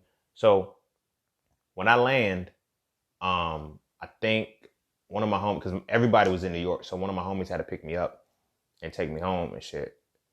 So I'm home again by myself. Another solitude moment and shit. And this is, I brought this point up because, well, that's why I brought up the previous point about getting ran over when I was 17, because it opened your heart chakra. This is another moment that opened me up. The grief, the pain, it shattered my heart chakra open. Like that energy, like that's what opens you up. Like when they talk about, oh, the fourth dimension, the fifth dimension, these different things and all of that shit. How do you get to the fourth dimension? Trauma. You motherfuckers talk about you want to be in this space. You want to get to this point where I want to get up to you're going to have to go through a very traumatic experience to going to fuck your mind up. It's overcoming. That's why I got on that podcast, I forgot which episode it is, but I have a podcast that says your purpose, where I'm talking about how your purpose is on the other side of your pain. Whatever you heal from, you'll start to see what your purpose is in life. You feel me? I'm not just talking this shit just because, like, these are realities. You feel me? Once you heal from that shit, you start to see, because it's the things that you have to go through. It's the healing processes that bring out your purpose. You feel what I'm saying? That bring out your purpose. So it's in uncovering that shit shattered me the fuck open. And I was in a grieving state. In addition to that, also dealing with the shit from med school. Regardless of whether I could have went back or not, I was like, yo, man, if I wouldn't have fucked up this first time, if I wouldn't have fucked around on the first semester, then I wouldn't have had to worry about the second semester. But I said, either way, I would have flunked out. No matter what would have happened, my grandmother was killed. There's no way I would have bounced back from that in either facet I was trying to put myself through. It just didn't work. The same outcome would have happened no matter what I did. And I had to realize that this was an event that was going to happen this way. Period. You dig what I'm saying? So whether I had to actually did what I was supposed to do the first semester, that second semester, that same shit would have fucking happened. I would have got the same call. I would have, you feel me? It didn't matter what dynamic it is. So I was like, all right. So I said, all right, look, you know what? Now, mind you, I started the transition because I'm like, I'm still gonna finish school. I'm still gonna go to med school, but I'm gonna do it different, because I had started studying herbs. I had started studying all of these different things. I'm like, I don't want to do the regular route, because that pissed me off when it was like, you got to prescribe them with medicine. I said, there's got to be a natural way. There's got to be a natural way. I came across, in med school is when I came across Dr. Sebi, Dr. Africa, Queen Afua, black people teaching this shit. They look like me. They look like me, and they teach it better than the motherfuckers that don't. I said, whew, finally, I found it. This is what it was all supposed to be about. So I'm like, yo, I'm not going to quit. I'm still going to do this. And now I'm studying all kinds of shit. When I say I'm studying all kinds of shit, I can't even put into, whatever space I was in, whatever level of consciousness I had reached and ascended to, from that, it took me to a whole different plane. Right. So I was studying all kind of shit, getting all kind of downloads, meditating like a motherfucker. Like all of this shit was different. Like my whole perspective changed. You feel me? I used to talk about this a lot. I said, I went from prayer to meditation. I went from religion to spirituality. You feel me? I went from existing to living. I went from different levels and shit. But I started to really become more cognizant of what the fuck was going on around me, within me and everything. So I decided, you know what? I'm still going to finish. I'm still going to be a doctor. I'm still going to be a conventional doctor by their standards, just so I can play the game. So I said, you know what? I'm going to do naturopathic medicine. You feel me? I'm going through I found a dope ass curriculum, dope ass program, dope ass place I wanted to be, and I was going to go. And as I'm filling out my essays, they say, how do you feel you can incorporate, one of my essay questions was, how do you feel you can incorporate the pharmaceutical side with the naturopathic medicine side when they merge in 10 years. This was in 2015. You basically told me you're going to go into the bullshit that I just left, that I don't want to be in. Fuck it. I don't want to do it no more. I don't want to do it anymore. Because I said, I'm out of it because of this. I said, I'm changing paths because of this, because of what I'm learning, what I'm growing into. So, going forward, and quick break attention. Anybody who's still here, I fuck with you. Thank you. But anyway, quick break attention. So it's like, I'm planning for this shit. So I'm like, you know what? Fuck it. I'm not going to do this shit. Now, mind you, I'm studying everything now. I'm studying things on chakras, meditation, fucking Egypt, Kemet, fucking the world, fucking religion, all of them, deeper, everything. I'm like, yo, my mind is opening so vastly that it went to a different space, and I knew how bad that situation, like when my ex-girlfriend broke my heart and fucked me over, that shit broke me, bro. It broke me, but I never cried. Not a single tear fell in that moment. It could have, it should have, and I would have been happy if it did, but no tear ever fell. When I landed and I was talking to my mom about it, she was, they were in New York, but as I'm talking to her, you feel me? She was like, how you feeling? I'm like, I'm good, Mom. Just waiting for y'all to get back and everything. And she was like, nah, Ray, how are you? And for the first time, I was honest about my feelings in my life. I said, I'm not good, Ma. And I broke down and cried. And that was the first time. I think I was 24, 25. So that was the first time I cried in shit. Since I was 11, after my situation with my dad. Like, significant traumatic experience. Like, that was the first time I ever released it. And that's why I felt good after that cry. Like, I felt good. Like, I had to let it go. You feel what I'm saying? Now, granted, I stopped crying real quick because my mama, she said, all right, I'm going to call you back. And she hung up and called my uncle and said, go sit with him. Don't send another man to go sit with another man when he crying. Don't do no shit like that. I get it. Women want to be all, you just need somebody there for you. Don't send another man because all he's going to do is say, and instantly, as soon as my uncle pulled out, I started crying. And we just sitting there, I was like, man, Uncle, I'm good, man. He said, yeah, she just wanted me to come sit with you. He's like, man, you strong, man. You got to be strong and everything like that and everything. So it was never, I wasn't going to be able to deal with the emotions anyway. What the fuck you going to have him sit over there for me just to cry? He going to tell me to stop crying. You feel me? So you dig what I'm saying? So that time, it goes on. It goes on. Like I said, I'm studying, like Hidden Colors, all of this shit. And within this time, I can't even think of how much shit just happened, but I made a change. A significant change happened in me and I transformed. I wasn't the same person ever again. So I started to study more. I started to read, grow and everything. So that's when I started to get into investing. So like 2014 into 2015. So into 2015, I was like, all right, bet. I can't just stop. I can't just end. You feel me? So I started studying more things about, how to obtain financial wealth, I started studying so much because that was one of the only things that was really taking my mind off of my grandma. You feel what I'm saying? But what was wild was at the funeral, seeing her in the casket, I felt nothing. Like, not in the sense like I was detached or like, it was just like I was understanding of you're gone. Life happens this way. It's like, it's one of those things like when the motherfucker, they like, when you get so motherfucking up to this point, you just feel like you need to, and I realized what it was to be connected to the world and not be attached to it. You feel me? And that's like, again, studying chakras, I was able to understand what that shit really meant. And it was like, I still didn't like the fact that I was like, but it was a different level of understanding. I was like, it's part of life. Fucked up that your shit was gruesome. It's fucked up that you had to suffer and feel that shit before you were gone. You feel me? But that's how life works. So I was more at peace. I was like, yo, and you knew how I felt.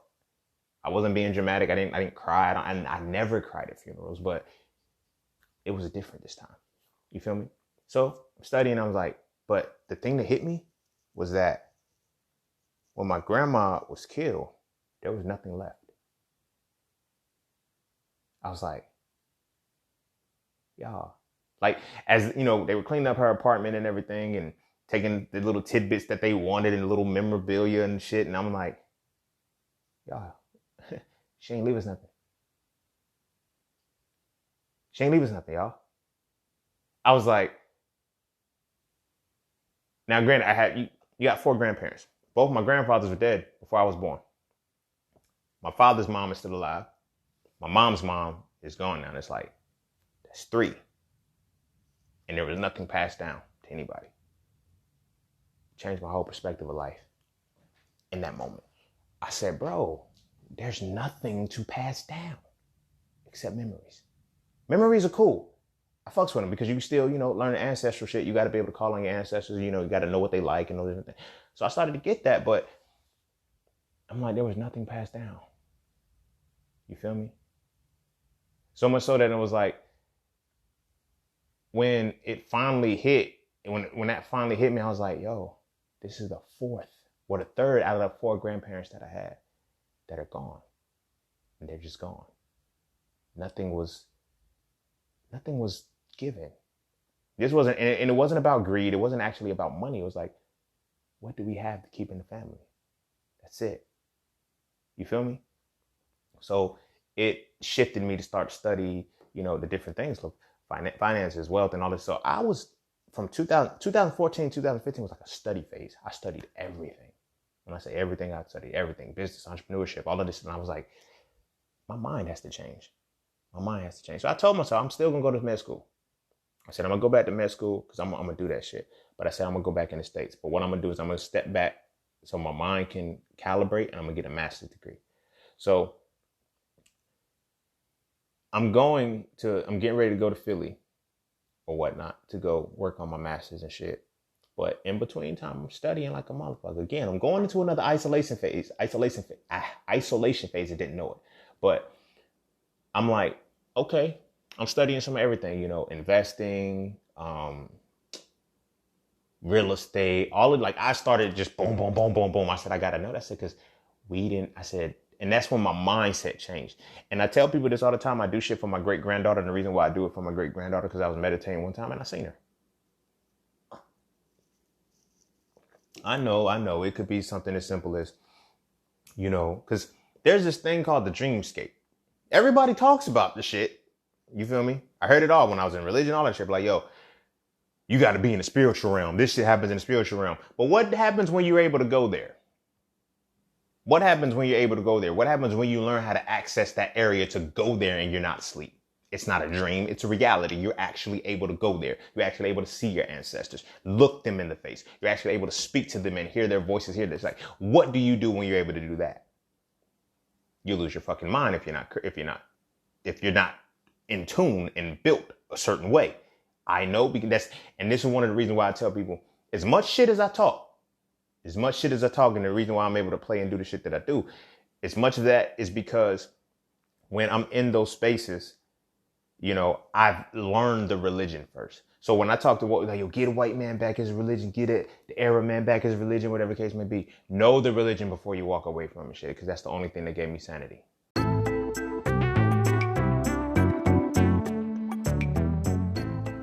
All right. Look. The markets are not a difficult place to understand. All right. You just have to know what you're looking at.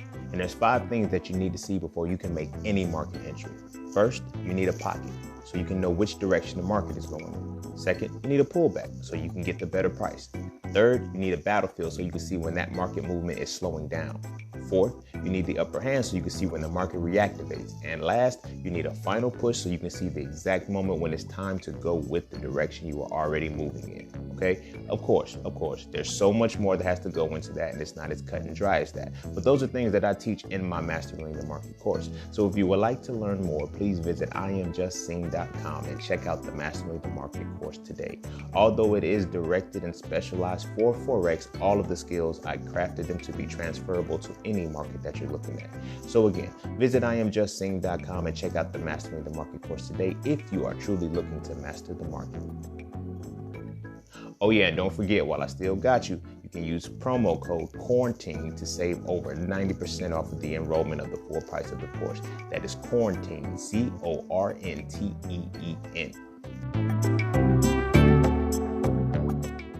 I would have lost my motherfucking mind. The one thing, like, I had to use the Bible to get out of it.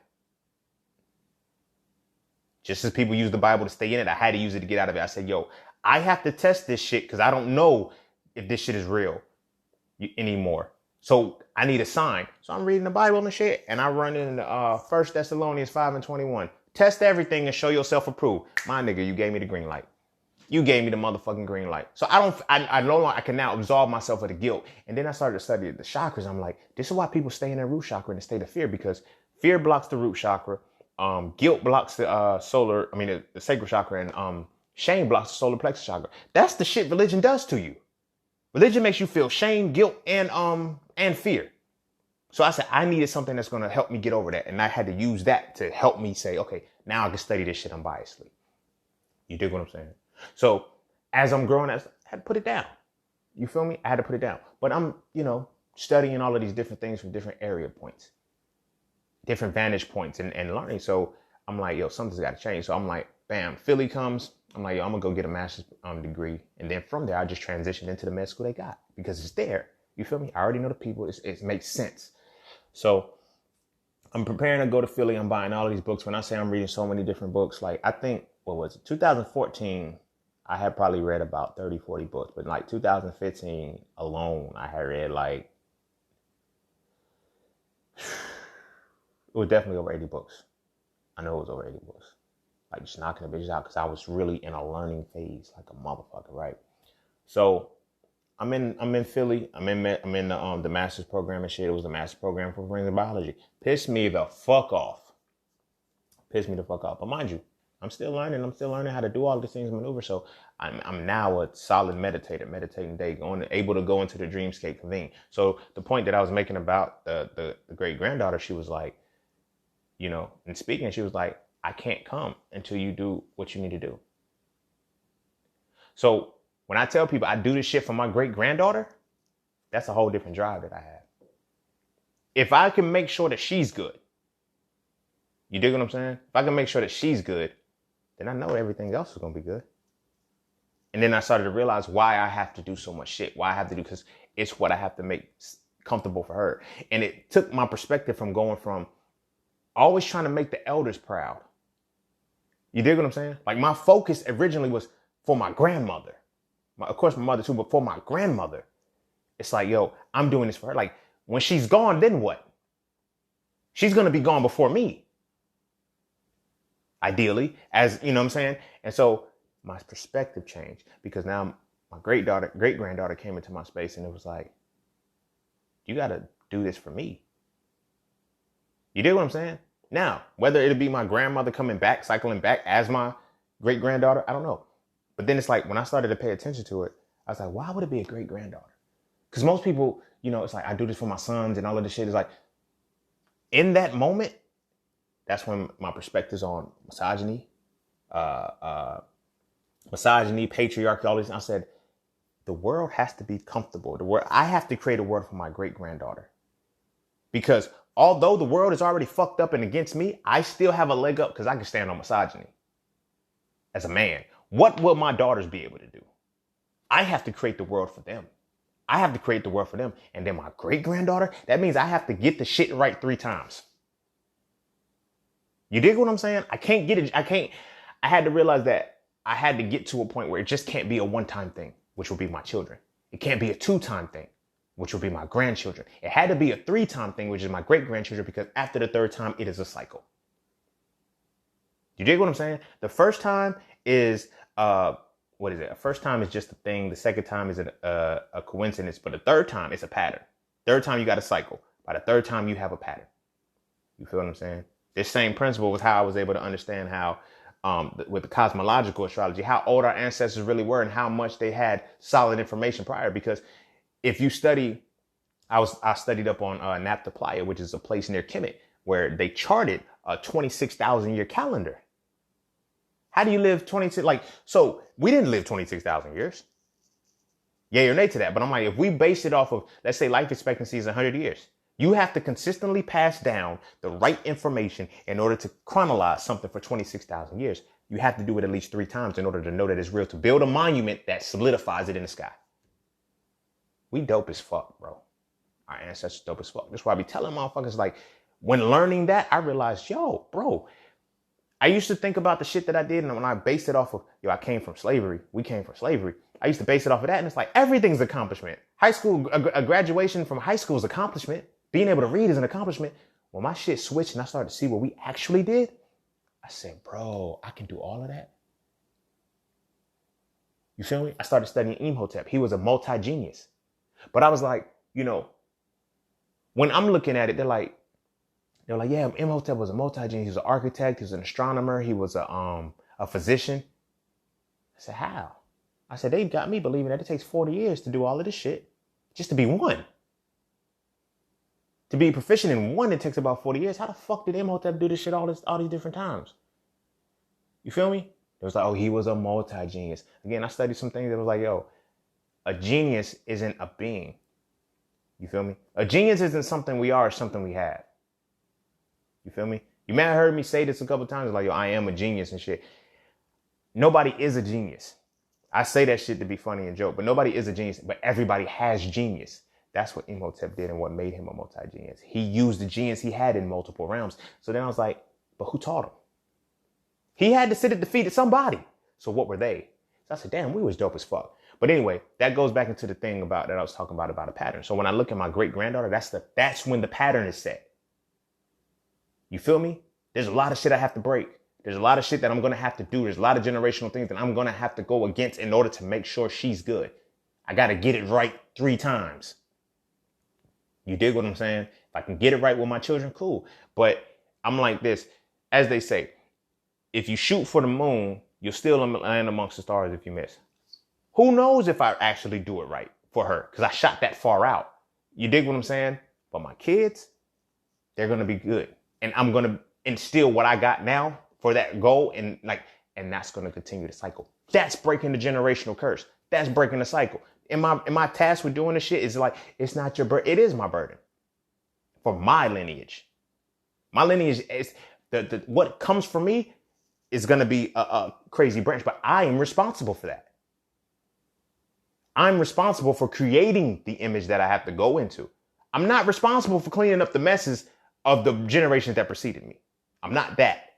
But what I am is I'm responsible for the implant that I have to start. I'm responsible for that. So I took responsibility for it. I took accountability for that. So when I started to look at what will I have to do in order to secure, first thing I had to do is I was like, I already knew I had to give up religion, but I said, I really can't fuck with religion because it's misogynistic and patriarchal.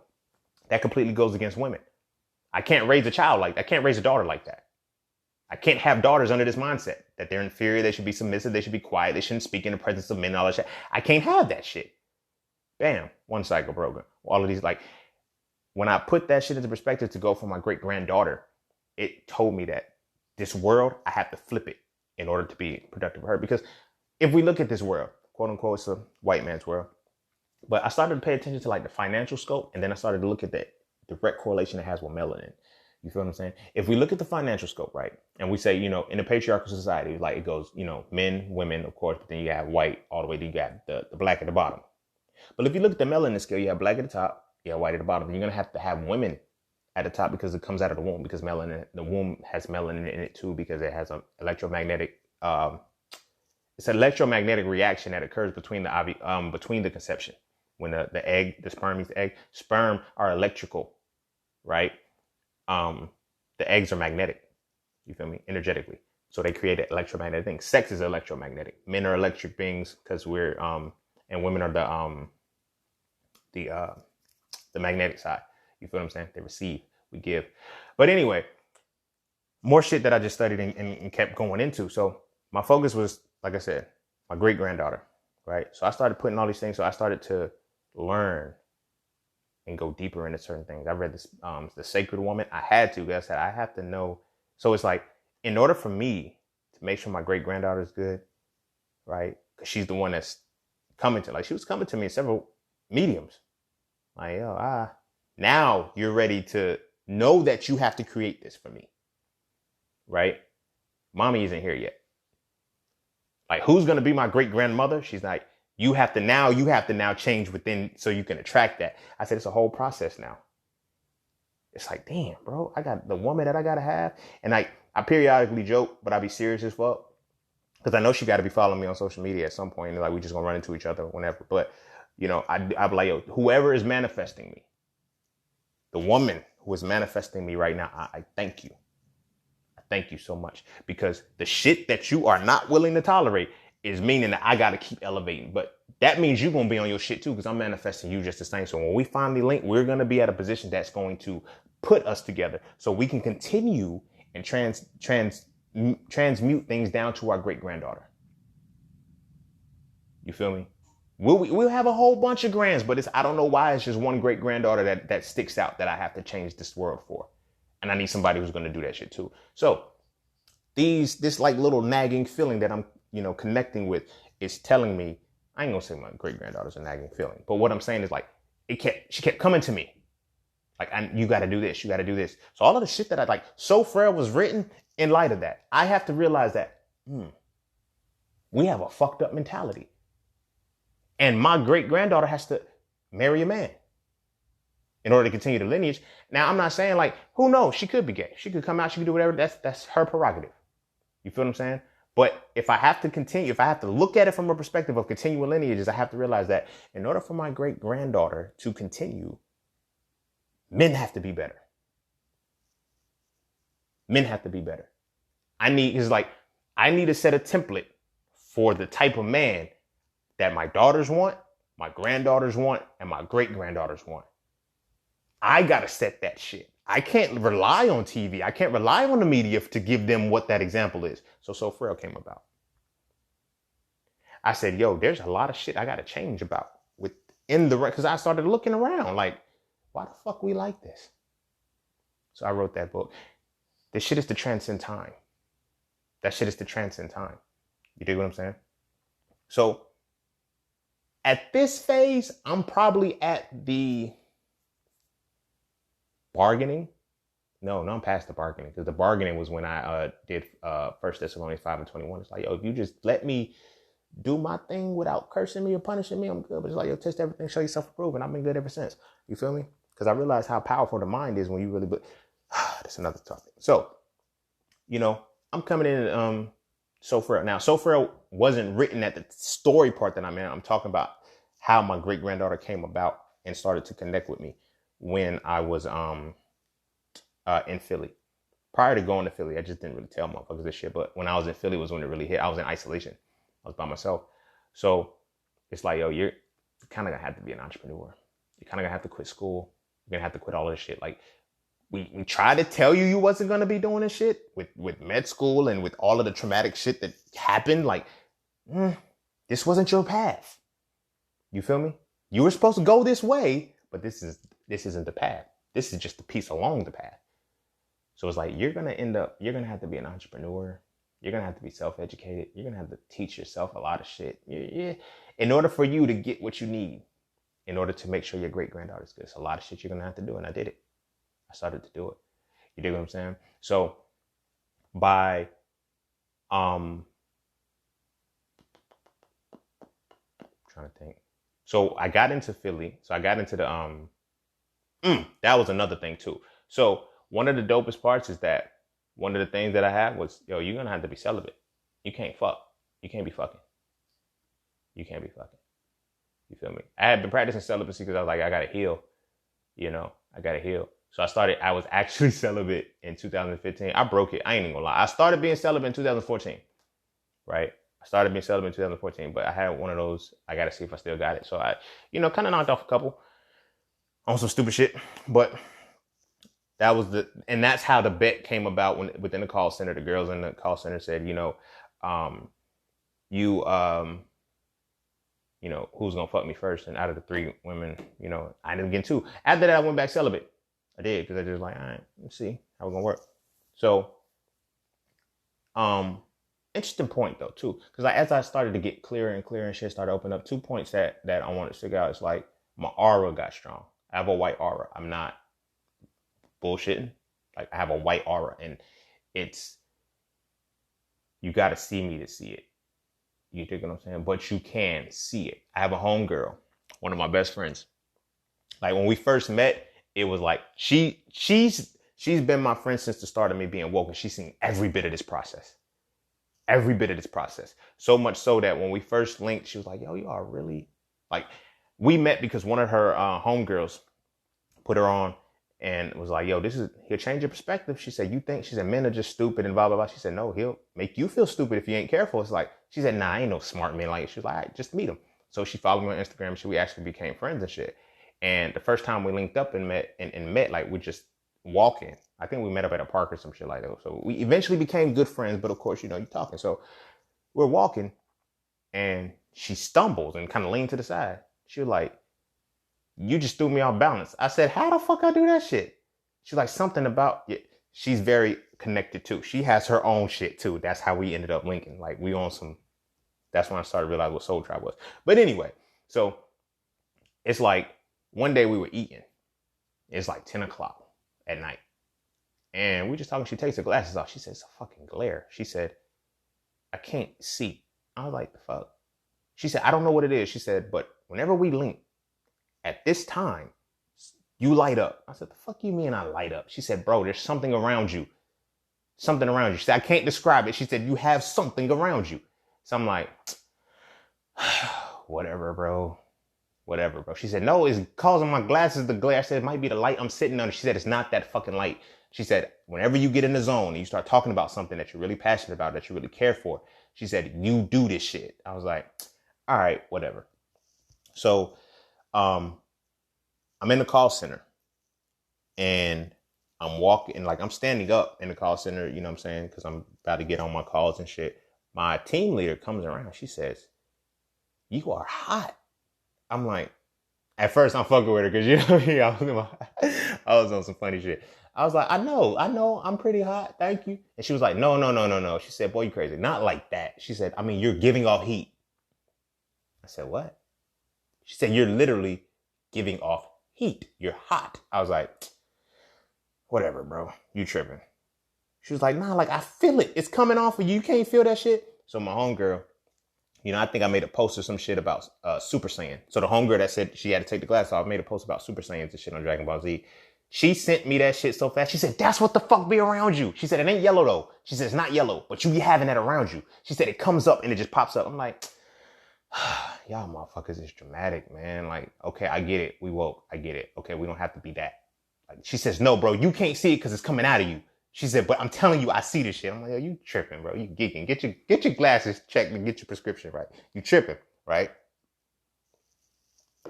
I'm in my master's program. And in my master's program, we're doing a presentation. And as I'm doing this, we're doing a presentation on, like, you know how you had those projecting things and you had a little white mirror? I mean, not the white mirror, a little whiteboard. So me and my team, I was the leader of my team. I'm doing it. We did all the research and everything. And like, when I research it, and I know it, like, I be knowing it. It's like I go to a whole different place with the shit. It's different. So as I'm doing my little demo and shit, I reach up because the lights are off. The lights are off. Only thing you can see is the light from the projector. So I'm standing by the little whiteboard. I reach up and, like, you know how you point at the board and you're trying to, like, tell a story or say, hey, point to this point. When I reach up, I look and I see, like, I see like a mirage over on the whiteboard. So you know how, like, you're looking at, like, the ground and shit, you can see the steam kind of coming up, but you know it's just a mirage because it's just the way the ground and the shit, the horizon vanishing point meet. That's what I thought. But when I pointed and I seen the shit, I dropped my hand real quick and was like, I just kept talking. I was like, okay. I said, oh shit, something ain't right. I said, what the fuck is that? So at first I'm not paying attention to it. So I step closer to the thing and then I see it coming off my shoulder. Then I step back and I see it go away. And I'm like, oh shit. Oh shit. So I was like, I'm not telling nobody that they were right. I said, I'm not going to tell nobody that shit. So at first I'm still testing it. So I'm going back and keep pointing and I keep seeing it move. Every time my arm touches, like it's literally coming off my body. Right?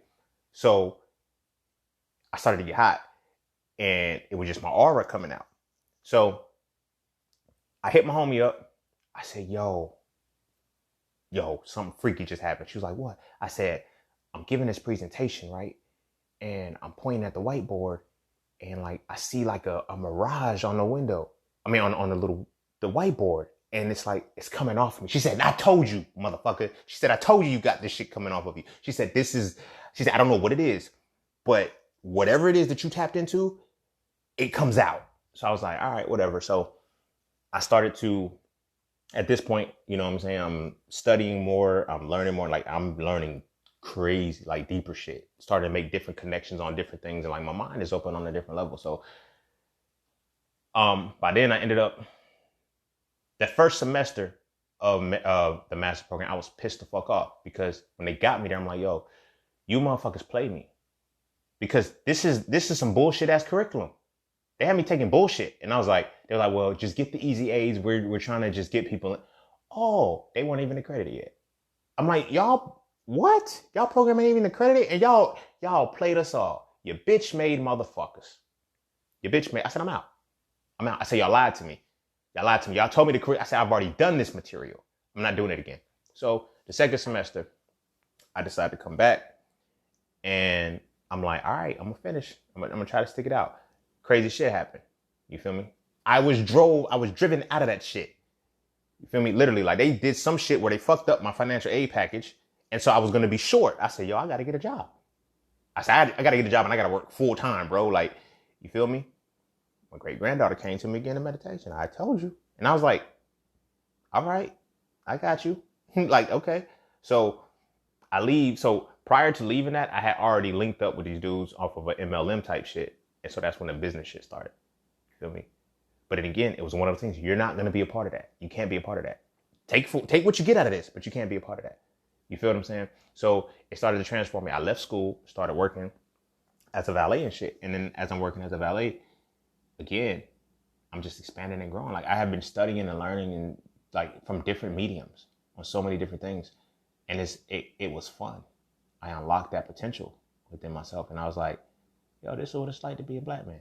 This is what it's really like to be black.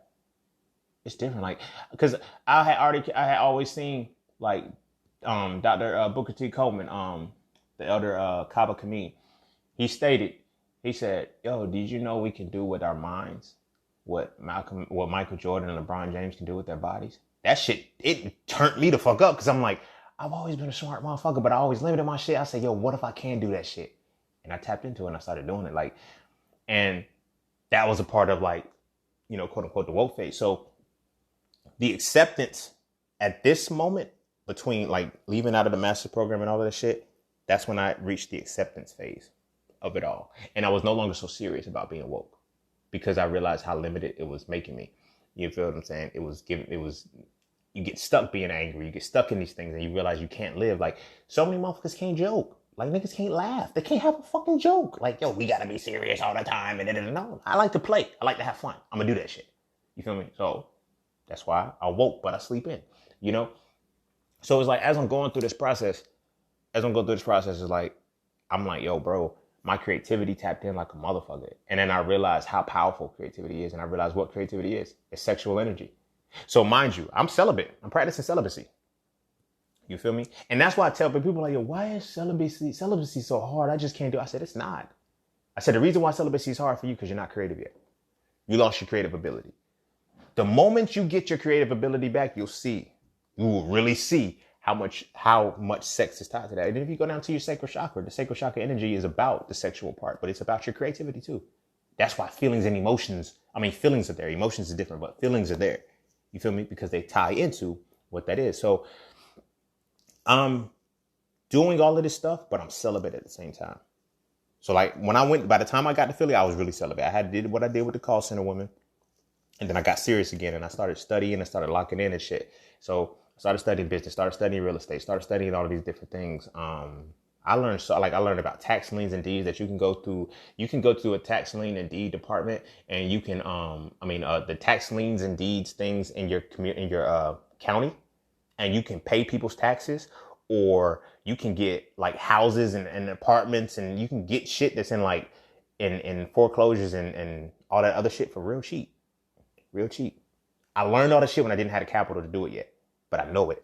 You feel what I'm saying? Like you can go to a tax liens and deeds auction, and let's say somebody needs their taxes paid because they haven't paid the taxes on their property. You can pay the taxes on the property and you can get like 18% return on that when they pay you back. And if they don't pay you back, if they just default on it, you can take their property. It's a crazy game out this motherfucker, bro. I'm telling you, the acquisition of wealth has a lot of dark pieces to it. You feel me? But it's structured a certain way. These people didn't pay their taxes. You feel me? You step in and say, hey, I'll help you pay your taxes. I'll pay them for you. You feel me? Feel me? That's another bag that I'm going to tap back in. That's the 30 to 35 bag. I didn't realize how much I had to do prior to that. I was ready for it, but I realized that there were so many things that I had to do. So those parts I'm getting into from 30 to 35, but there was some shit from 25 to 30 that I had to get knocked out. So I'm practicing my celibacy. You know what I'm saying? I'm learning all these different things, tax liens and deeds, tax liens and deeds, real estate, entrepreneurship, different levels of business, in addition to studying the history, to studying the astrology, to studying numerology, to studying esoteric magic, to studying all of these different things, religions, all of this shit. So where it was like, yo, bro, your mind can literally expand and go as far as it wants to go if you want it to. You just can't be afraid of it. You feel me? So I'm doing all of these things and I'm building all of this and I'm like, okay, here is what I got to do. Right? So I'm working. So after I quit the master program, I started working in a valet. Now, this is where it gets crazy. Well, it doesn't get crazy, but this is how I started to understand how calibration and alignment works, right? So in the little MLM business that I was in, they was like, yo, why don't you work with these? Because most of the people there worked in a certain valet company. It was our competition valet. This is not the valet that I ended up working with, but it's the competition valet. So I'm, going for my test. I get the interview. I'm going for my test. They say, if you hit anything on your parking, you can't get it. I have been driving and parking cars for years. I back this car up, and I back cars up when I park them. You feel me? I back into parking spots. You feel me? I had backed this car up and tapped the wall. He said, all right, I can't pass you because you hit the wall. I said, how the fuck did I hit the wall? How? Like, I don't get it. I parked cars when I was selling cars. I said, how the fuck did I hit the wall? He disqualified me, but I'm like, damn, I still need a job. Then I found the company that I worked for. I applied. They put me in the next day. Like, I really got that interview the next day and shit. And when I'm sitting in the interview, they're like, I said, look, my thing is this, yo, I'm about advancement. How can I move? They were like, oh, if you want to grow, this is the greatest opportunity to do this shit. My manager at the time, he was like, yo, I put you on. You feel me? He hired me and shit. When I started off, I was making like $7.15 an hour, only working 3 days a week. I lived in Philly, bro. My rent was $900 in a fucking studio apartment. You feel me? My rent was $900. You did the math. You working 3 days, part-time at $7.15 an hour plus tips. You can't pay rent. So my hustle kicked in. My hustle kicked in different. And I, people was like, yo, I can't work today. Give me that shift. Give me that shift. I started moving shifts so much that I started taking it and didn't know it. Like, you feel what I'm saying? Like, when your soul is straight, when your inner being is straight, you can do phenomenal things and you don't even know them that you're doing them. So I was working triples. I was working doubles. I was working all of this shit. So I started working there like in 2016. I left the little MLM business and I was like, yo, so I started meeting with a real entrepreneur. My homeboy was like, yo, bro, you so knowledgeable about a lot of shit. And I helped him transition into plant-based lifestyle. And he helped me become a better entrepreneur and he was my first foundational piece. We traded information. We bartered information for this. We didn't have to spend any money. I started to learn about bartering and shit too. Like sometimes, and that's when I started, that was one of the things, that was one of my biggest bags. Even though it wasn't really a bag, that was really one of my biggest bags during my entrepreneur journey, because it was like, I don't have this information you do, but I have this information and you're looking for it, and let's trade. So we would be at work just trading information. So he put me on the entrepreneurship. I put him on the plant-based shit. I became a good entrepreneur. He became a vegan. And the shit worked. Like, you see what I'm saying? It was dope, but you feel me? He put me on some shit. He was like, yo, bro, you got a lot of information, bro. He said, you can do courses. You can do all this shit. He said, yo, write a book. He said, man, you can make a quick bag right now if you write a book. Word. At first, I was only thinking about a bag. So I had a homegirl simultaneously asking me, why do men act like this? The fuck? I don't know. Why do men act like this? I don't know. So I was like, all right, I kind of know. And again, this is a download moment because I don't know, like, I studied different things like sciences, event sciences, and I studied a lot of different things on a higher level, right? So when it was time to write So For Real, it was just, I had one homegirl telling me, asking me why men do this, right? I had another homegirl on social media every time, like I don't know if she hated men or what, but every time she made a post about men, it was always hashtag masculinity so fragile, masculinity so this, that, and like masculinity so weak. So I'm about the culture. I'm like, yo, when something is trending and popping, I fuck with it because it's going to hit. It's a reason why it's trending. It may fade out, but if you catch the momentum when it's trending and you put that shit into perspective, it's going to have a lasting imprint. So I titled the book So For Real, A Reality of Black Male Masculinity, right? So my homeboy already told me, yo, write a book. Easy bag. So as I'm writing, I'm like, yo, everybody keeps asking why men like this. So I broke that shit down like, yo, this is the essence of masculinity. It's different. You feel what I'm saying? It's different. So I wrote it, published it. You feel what I'm saying? I wrote it while I was at work. My homeboy was like, yo, so when'd you write it? I was like, yo, just then. Like, remember when I be like, because I had this routine. I would go, as soon as I got to work, I got there like 7:30. I'd read 20 pages. And then I write. Because like nobody's parking cars. There ain't nobody up yet. You feel what I'm saying? Like we worked at hotels. So everybody still sleep. Check out until like 11 o'clock. So we don't really have to do shit till about 9. So I'm there at 7:30. I go ahead and get the hard shit out of the way. I go ahead and read. Go ahead and, you know what I mean? And in between parking cars, I was writing. It took me a month to write that book.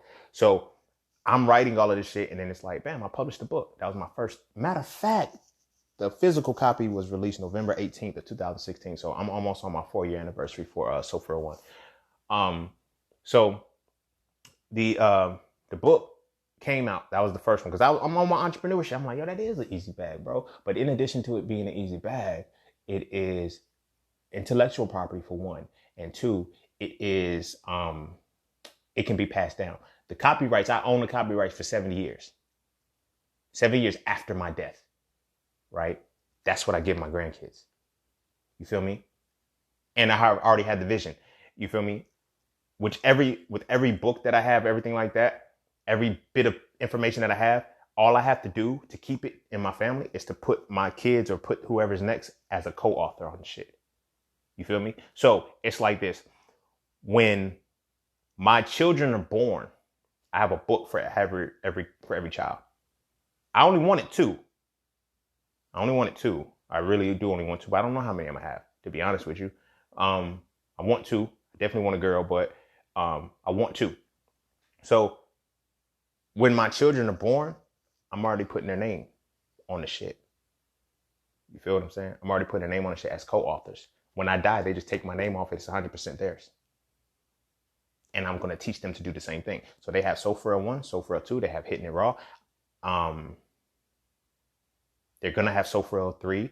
However, I'm planning on writing some more books, but so far those are what it is. So the vision was already put there. It's like, oh, I understand this now. Now let y'all have this shit, right? So that was the first thing that I did. That was the first successful entrepreneur. I thought, yeah, I wrote a fucking book, bro. And when I wrote it, at first I was like, man, let's see. So when people started reading it, it was like, whoa. And it was that moment that I realized that everything came full circle. I was like, this is what my great granddaughter needed me to see. Because now I'm starting to see the people that are reading this book right now, they're going to have kids. And there's a lot of brothers that I know that have read this information that it's like, okay, I know now that you have this. I have bad brothers like, yo, I changed my perspective. I'm going to raise my boys differently and all that shit. Yes, perfect. Because that means now, I can't say it's going to be you, but that's now giving me, comfortability that it's now moving down a generation. Even if it's one motherfucker, it's moving down a generation that can have a reverberation, a ripple effect. You dig what I'm saying? So I'm trying to make sure that when my great granddaughter is born, you feel me? She is now going to be in a position to where she can find somebody who embodies what her great grandfather stood on. You dig what I'm saying? How do I make sure that she can find somebody who embodies? I put it into the world. You dig what I'm saying? So when I gave it, so the homeboys that have read it, the women that have read it, this is now passed into DNA now. This is now transgenerational shit. The DNA has shifted. There's so many people that's like, yo, my whole perspective changed. People have sought therapy after reading my books. People have sought different changes. Starting to create the web that I'm looking for. I know I can't change it in one generation. I know I can't change these things, but I know that to make the world better for my great granddaughter, I have to do something now. You dig what I'm saying? I have to do something now. So Soul 1 was done, right? I put it out, I gave it to a few people and it was like, bruh. Like, and it's different because it's like, I gave it to a person in UK. I gave it to another person. I gave it to one person in the UK. Everybody else was in the States. Out of the 5 people that I tried to send it to, 4 people responded and read it and blasted it to their people. You feel me? So people are reading it and it's just like, I never really knew that this was going to be like this. I'm thinking, because again, I capitalized on the right moment. When So Frail came out, it's like, oh, masculinity, so this like that. And it's like, it took me to another level because now the controversy was there. I knew that controversy and sex sells. So it's like, I'm selling from controversy. So that's why it's strategic. That's why So Frail 2 was toxic femininity. And it came out in April. I released it April 22nd of 2019. That came out that way because toxic femininity was you toxic. Got me another one to fit with it. You feel what I'm saying? That's why the 3rd book is going to be called The Divine Masculine, because that's the space we're in right now. That's what everybody's talking about. You know what I'm saying? It's strategic. But all of that was because it led to certain things. So as I write the 1st book, I'm now studying more. And now I get this notification from the universe that if I want to obtain more, I have to give more. So far, it was just the beginning of what I had to give. So Frail 1 was just the beginning of what I had to give. And my great granddaughter was like, I thank you for writing So Frail. That's a start, but there's still more. You still got more to do. I will meditate and then, I don't know what happened somewhere. Maybe I was working too much because this when I got to, I was trying to get this paper. I was working so motherfucking much in 2016 that I fucked up the overtime for the company. You feel me? I fucked up the overtime for the company. My employees was like, bro, we can't get overtime because of you. Like, my checks were bigger than manager's checks because I was working that much. And my account manager was like, nobody else wants to work when people call out. It was like, yo, pull somebody from a different site. He's like, no, he knows the site. He knows the site well. Give him the overtime, bro. From there, I moved up in ranks. That year, once I seen the vision, I said, yo, I'm going to retire at 28, bro. I said, I'm going to fucking be able to retire at 28, bro. I was like, no, you're not. I'm telling you, bro. I said, look, this shit is too easy. I said, watch how I put this shit into motion. You feel me? Watch how I put this motherfucker shit into motion.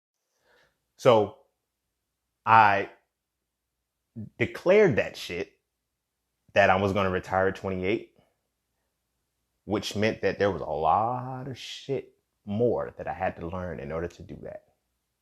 Because I started to see that the moment that I intentionally set a goal, that I want to do something, everything will align for me to have the resources to do so. You dig what I'm saying? Because when I started to see, I said I wanted to be an entrepreneur. This aligned. I want to retire at 28. On my 28th birthday, I don't want to be working for anybody ever again. The work was crazy. That work was crazy. I ended up in that process. It was like, okay, cool. Now it's like, so after So Frail was written, I had a lot more confidence writing books. You feel me? I had a lot more confidence writing and publishing books. So my homeboy was like, bro, no, I had moved to a whole different site. I got promoted, moved to a whole different site. And from here, now it goes to a different teaching aspect. Another bartering thing. So one of my young homies and shit, he was like, he was talking about, we were talking about the vegan life and everything like that. And he was like, bro, can you help me transition? He was like, yo, can you help me to show me what to shop with and all of these things? I was like, cool, I would do that. So we linked up. We were both off that day. And we linked up and went to Trader Joe's and shit. And so he's like, bam, I'm going over what to eat, how to put it together and shit like that. And he's like, I said, bro, it's really simple. And I broke it down for him in like simple context. He was like, yo, that makes so much sense. He's like, bro, you need to teach a course. I gotta write a book first. I'm gonna write a book first. So I wrote Hitting It Raw, another book I wrote at work. Hey, fuck company time, bro. Fuck that. We weren't doing shit anyway. Fuck. Shit, by that point, I had got promoted anyway, so I was an assistant account manager. So I had a team that worked. I ain't got to do shit. I was like, look, y'all, if y'all need me, I'm about to go down to the office and I'm about to start writing my book. If y'all need me, just call me. I'll come on up. Cool. My team was solid. I ain't had to worry about no wreck cars, nothing. Everybody was cool. Matter of fact, one of the leaders of the team that kept the shit on point when I was writing books is now he runs like 2 sites now, and he's like 25. You feel me? So again, you got to give to get. You got to give to get. You have to help people along the way still. You feel me? So I put him in that position because I'm like, bro, like, man, I need you to run this so I can go write this book. So I wrote that book, ended up making the course and shit. And when they seen how easy it was once the book got out, like, they was like, bruh, how you put this shit like this? They was like, yo, so it kind of worked itself out. So, like I said, once I wrote that one, I was like, yo, I really think I can retire at 28. I just got to put the shit into perspective, right? So I'm working full time, ended up getting promoted and all of this shit. I'm moving through this full process, still building shit, still growing shit, still creating shit. That's when I started. So the second homeboy that I ended up putting on to the plant-based lifestyle, he put me on the cryptocurrencies. Now, mind you, I had already been fucking with investing, right? Because I had started fucking with ETFs, silver ETFs and gold ETFs, because I read this book called Egyptian Economics by Muwatta Ashby. That is a dope ass fucking read. And he put a lot of shit into perspective for me on how the economy was, because I was woke. So the economy was for Egypt, but he didn't sugarcoat the shit. He was like, yo, this is what he said. He gave me the principle as to how it worked. You feel me? He said, as far as investing, like he gave me one nugget that was like, he said, when you get new money, don't spend it. He said, a lot of people do this. And it's something that's real big in our community. He's like, when people get a lump sum of money or a decent amount of money, they try to pay off debt. He said, you don't.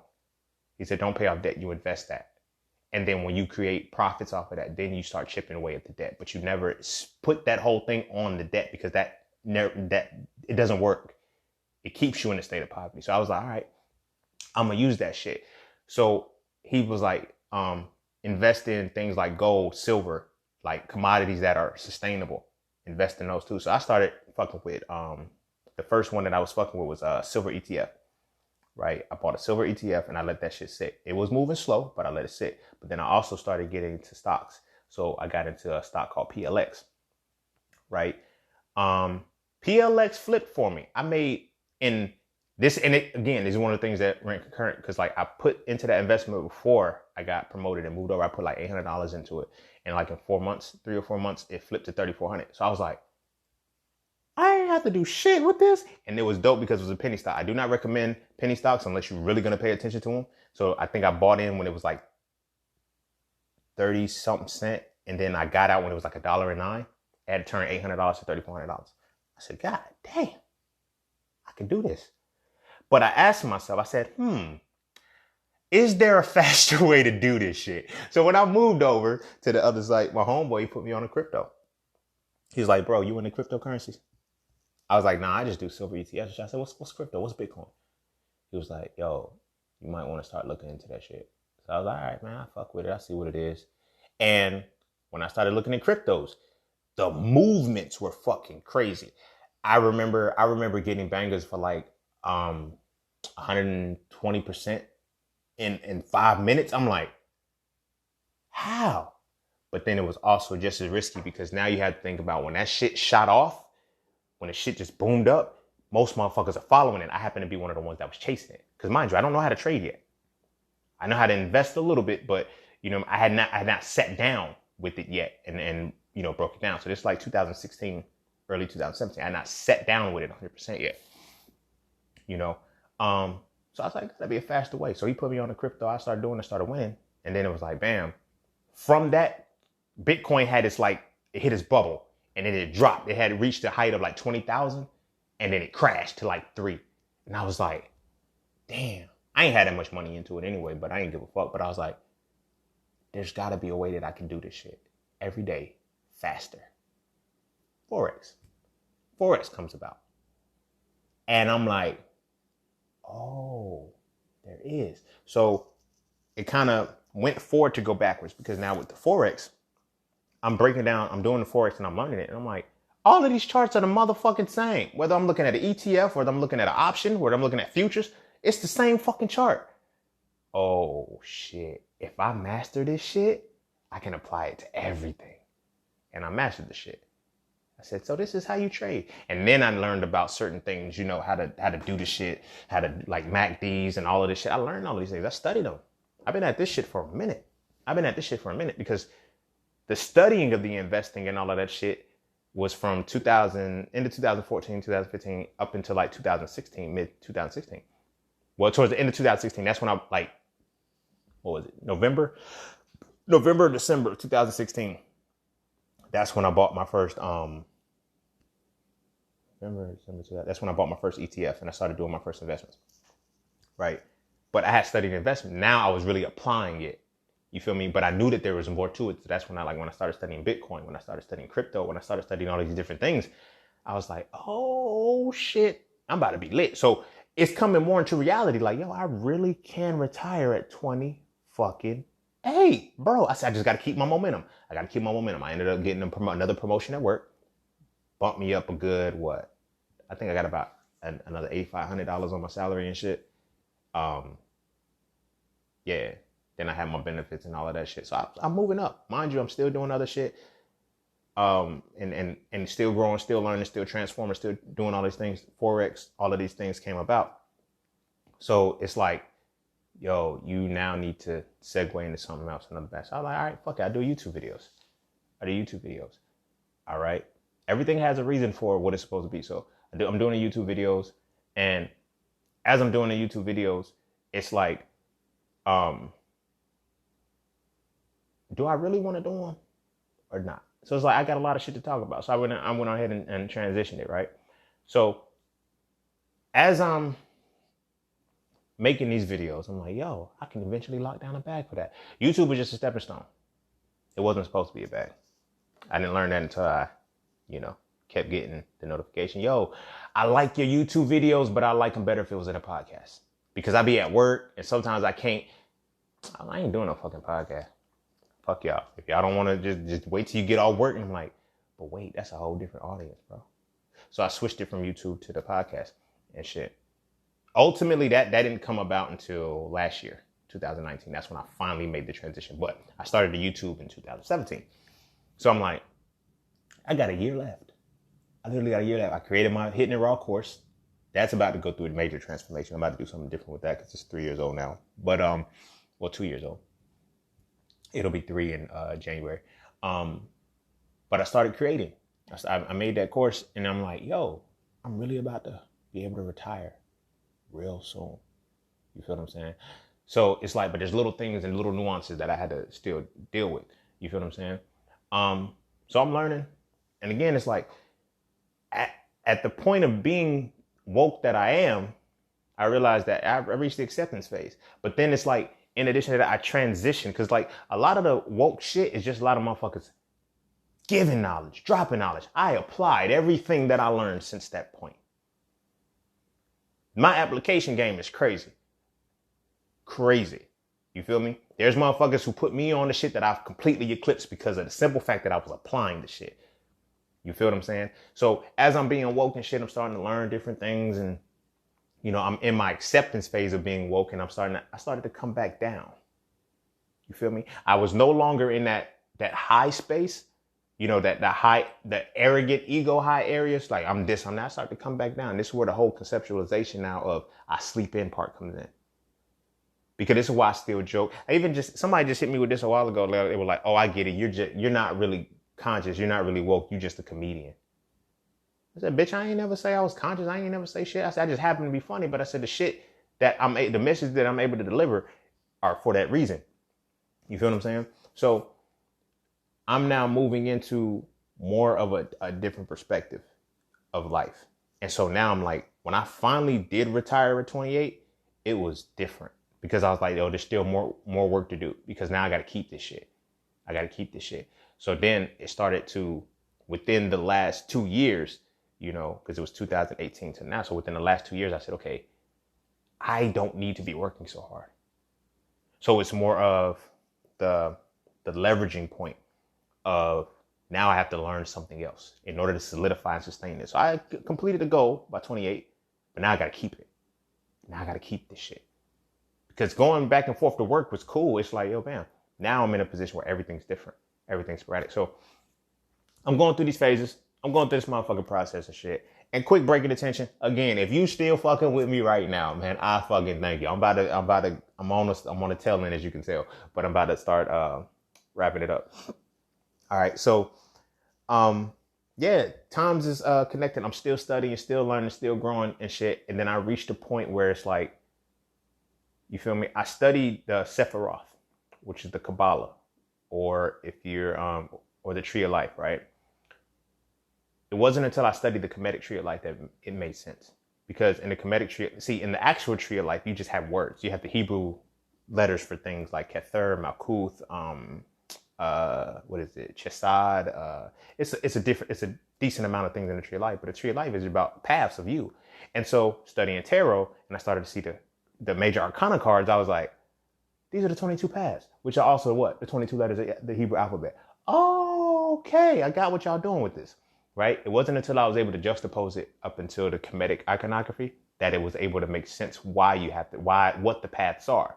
So in the Tree of Life, you have Kether at the top and you have Malkuth at the bottom. So when you think about the Tree of Life, it seems that you go from the bottom to the top, but it's really not a level of hierarchy. It's a plane. It's a flat plane where you have to go forward, back, left to right on. You don't go up and down. So it's not a point of ascension. And that changed my perspective a little bit more. So as I'm studying the Kemetic Tree of Life, one of the dopest points was like Heru would have represented Malkuth of the Tree of Life, right? Ra represents Kether.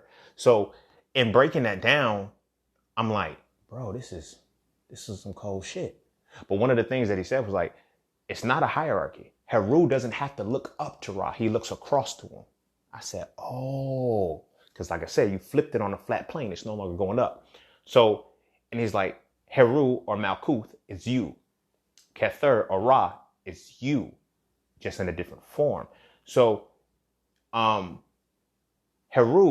the base Heru, has to meet up and go down the Tree of Life, go up the Tree of Life to meet the Ra point. So Malkuth you have to follow the path, the 22 paths of Malkuth between Malkuth and Kether to get to that point. Then you take those same 22 paths and go back to Heru, or you go back from Kether to Malkuth. You go back from Ra to Heru in that same 22 path, right? And what it leads to is that when you realize that Heru then becomes what's called Heru-er, which means basically he is the Heru that has realized himself as Ra and has come back. You dig what I'm saying? I hope you fuck with me on that, right? All of the stories tell this. Jesus does the same shit. Jesus starts off, he goes up to meet God, then he comes back down as regular Jesus again. You feel what I'm saying? He comes back as regular Jesus again. All of these stories tell the shit. You feel me? It's there. But it's deep because it's levels to how you have to see it. You dig what I'm saying? So when I applied that and I went through the 22 paths and everything like that, then I started to come back and I started to see what the 22 paths represented and all of this shit. And I was like, oh, that's where the sleep in part came in.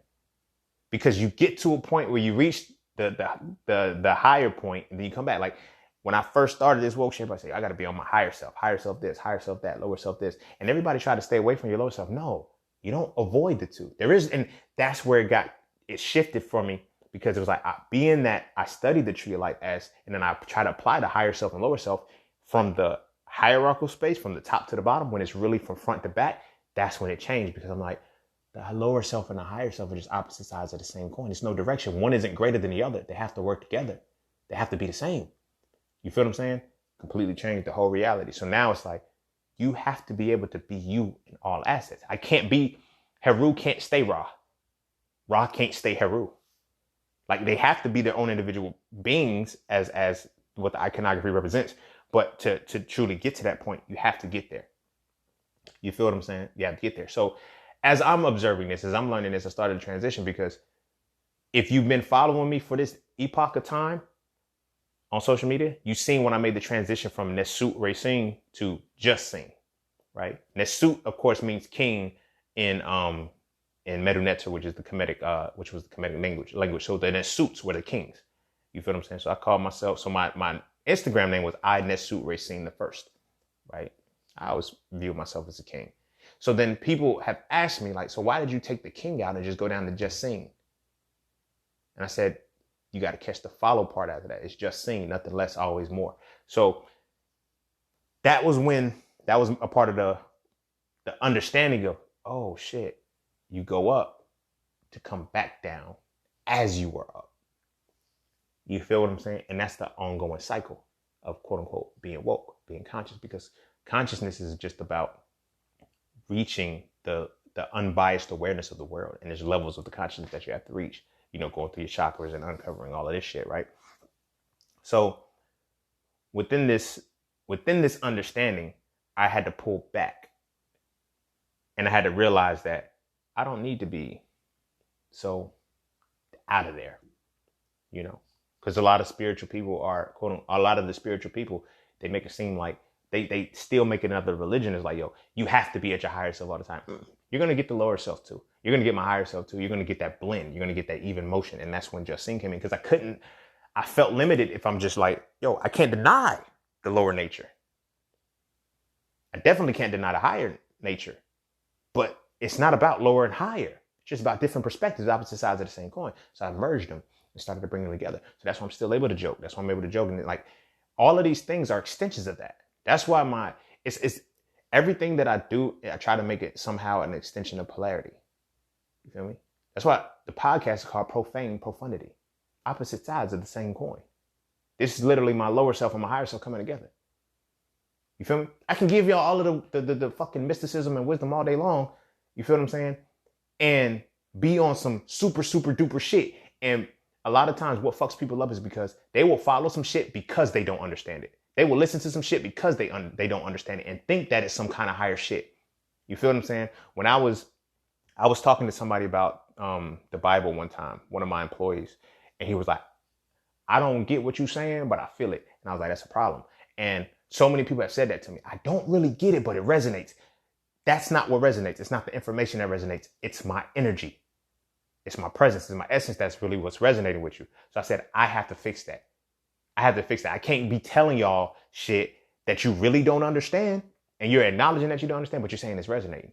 So I got to give it to you where it both resonates and you understand the shit. You feel me? Profane profundity. Lower self and higher self coming together. You feel me? I feel like that's what it's supposed to be when you get woke. And that's why I'm making it, I'm understanding that more now. You feel what I'm saying? I'm understanding that a lot more now because I'm looking at it like, all right, bet. So let's put it like this. If I go from being super out of this world, you feel me? You're going to deify me. So then when you see me do my human shit, you're going to think I'm a fraud. You're going to think something's not right with me. You feel what I'm saying? It's like, and I caught wind to that. Like I said, when Dr. Umar, they said he was, he's supposed to be celibate. He was fucking with the stripper, the woke stripper. I'm like, what the fuck that got to do with y'all? He's supposed to be, that's why I tell y'all, I'm selectively celibate. Because if you see me fucking something, then you got to shut up. I don't like, I try to put myself in a position to where it's like, don't deify me. Don't hold me to a certain standard. You feel me? Don't hold me to a regard that is, mystified. One of my homegirls, shout out to, we were talking the other day, and not the other day, but y'all, we know how we are. The other day, and she was like, she said, I know you know this. I don't know anything about this. That's what it was. I had made a post about a little evil eye shit. I didn't know what the fuck the evil eye was. So I said, yo, what the fuck is this blue bullseye going around, right? And she asked me, she was like, are you serious? I'm serious as fuck. I don't know what the fuck this shit is, yo. So we even had a fucking laughing moment over that shit. But I'm like, yo, I don't know what the fuck it is. It's a fucking blue bullseye. They was like, nah, it's the evil eye, it's Turkish and shit and all of that. It was like, yo, you really didn't? Nah, I didn't know that shit. Like, I didn't. You feel what I'm saying? I didn't. And that is one of the things that That is one of the reasons why I tried to blend this shit as opposed to staying there, because it's like I could act like I knew what it was. You feel me? Oh yeah, I didn't know that. No, I didn't fucking know. You feel me? But like that wasn't the first time that happened, because I had another friend who was like, yo, I can't believe you didn't know that. Like, I don't know everything. And I don't claim to. I never once claimed that I got this shit in the bag. I know everything that, no, I never did. I never did. But when you happen to be in a position that people are receiving information from you, they assume that. You feel what I'm saying? So I got to give that other aspect to it. It's like, yo, there's still room to grow. There's still room for me to learn. It's like, I cannot be in that space if I don't embrace my lower side, but the lower nature, the lower version of me. You feel what I'm saying? I can't get to that point because I would never be in that. If I'm always higher self, can't nobody tell me shit. And I mean this in the most modesty, but if I operated from my higher self at all particular points, I'm teaching a lot of people. A lot of people are sitting at my feet. So, fuck, I'm not gonna grow because I'm never gonna want to sit at the feet of somebody else. You dig what I'm saying? If people are always sitting at my feet and I'm just operating at that point, I'm never gonna want to sit at the feet of somebody else. You feel what I'm saying? And so I started to tie these things into reality. So after writing So Frail, and So Frail being such a higher self book with Hitting It Raw, I was like, let me bring it down a little bit. Let me joke. Let me play. Let me have fun. Let me use a little bit of profanity here. Let me use a little bit of this. Like, I had an editor, right? I had the person who edited was, family, nepotism and shit. So, as she's reading it, she's like, this needs to be more professional. I said, what? What you mean? She said, it's too much slang, it's too much this and that. And I was like, for what? The name of the book is called Hitting It Raw. You feel what I'm saying? She's like, but the information is solid. It's dope. It's there. It's like, and it's easy to grasp. That's all that fucking matters. That's all that matters. I'm not changing shit. I might dilute how many cuss words. I think I said shit so many times in there, but then I changed shit to boo-boo at one point. But you feel me? I realized that I'm not going for people that need certain things in that space. I'm like, yo, as I have to give it to you as I am. When I help people transition into the plant-based lifestyle, this is how I did the shit. That's how I did it. So that's how I have to write it for the people who are going to get it the way that I can give it. Easily. You feel what I'm saying? I have so many people that have read it. It's like, yo, bro, in under 70 pages on a digital ebook. So it's probably shorter than that. But they're like, in 70 pages, you literally changed my whole perspective on how to do this. Now I understand it because I got the information. When I go shopping and shit, like, I know what I'm doing. Like, yeah, that was the point. You dig what I'm saying? So I had to learn to merge that. You feel me? I had to learn to merge that shit. And that came about. And then the rest of reality just started to play that way. So then in my podcast, before my podcast came out, I had the YouTube channel. So with the YouTube channel, that's why the videos came out like that. You feel me? Because it's like, I know I'm giving y'all gems. I know I'm giving y'all nuggets. I know I'm giving y'all good shit to walk away from. But will I present it to you in a way that you can't get it? That was the whole quandary for me. I'm going to give you some solid information that's going to help you in every aspect. That's why it's like, there's so many different things here. I have the impromptu pop-ups. I have the entreprenegus. I have different things that I'm bridging into my podcast, because it's like, it's all of it. All of this is me. It's Just Sing. Like, all of this is me. You feel what I'm saying? So I can't put myself in one box. I got to show you that I'm multifaceted. You feel me? From the jump. So that is a part of the woke shit. Haki. You know what I mean? And being and sleeping in. You feel what I'm saying? Because it's like, I got to give you the shit to make you feel like I'm not out of reach. You feel what I'm saying? It's like, it's when the nuggets hit and as the gym said, it's like, damn, bro, like, it was so relatable. You just feel like you was vibing. And then it just hit. Like, I know how powerful my words are. I know the impact my words have. You feel what I'm saying? But I also know how influential my personality is. You dig what I'm saying? So it's like, And not the personality of what's appealing to motherfuckers, but who I naturally am. Motherfuckers really fuck with me for me. So I'm like, don't change that shit. I can't change that shit. You feel me? I remember my mama heard a podcast episode and shit. I love my mama to life, but this one made me block her off Facebook. She heard one of my podcast clips and she was like, are you mad? Are you angry? You cussing? I'm like, ma, I cuss like this all the time. I've been cussing like this since I was 12. But you don't know that. You feel me? But it's like that comfortable piece has to be there. That comfortability has to be there. You feel what I'm saying? Like, and so I can sprinkle in my vocabulary and do that shit too. You feel me? But I don't want to lose it because I see so many things that I got to combat on a regular basis because I've seen situations where a black man is giving information to other black people and they're like, oh, you just trying to confuse everybody with the big words they don't understand. Nah, that's not what the fuck I'm doing. If anything, I'm trying to give y'all, plant seeds in y'all that y'all can see and just elevate, like learn the shit. But it's like, I've heard that so many times. Oh, you're using big words just to confuse the people. And I'm not using them to confuse the people because I'm using the right word in the right context, talk about the right shit. That's not trying to confuse nobody. Is it my fault if they don't understand it? No. So I said, okay, cool. I do you one better. I bring the shit all the way back. You feel me? And I operate from this perspective now. Now you can't say, oh, you're trying to confuse the people with the big words and all of the other crazy shit. Nah. Because now when you still get this same information, now when you still get the same presentation of the shit that I'm giving you and shit, the only thing that you have to argue about is, damn, how am I going to find it? And how can I don't give you shit that you can't go fact check.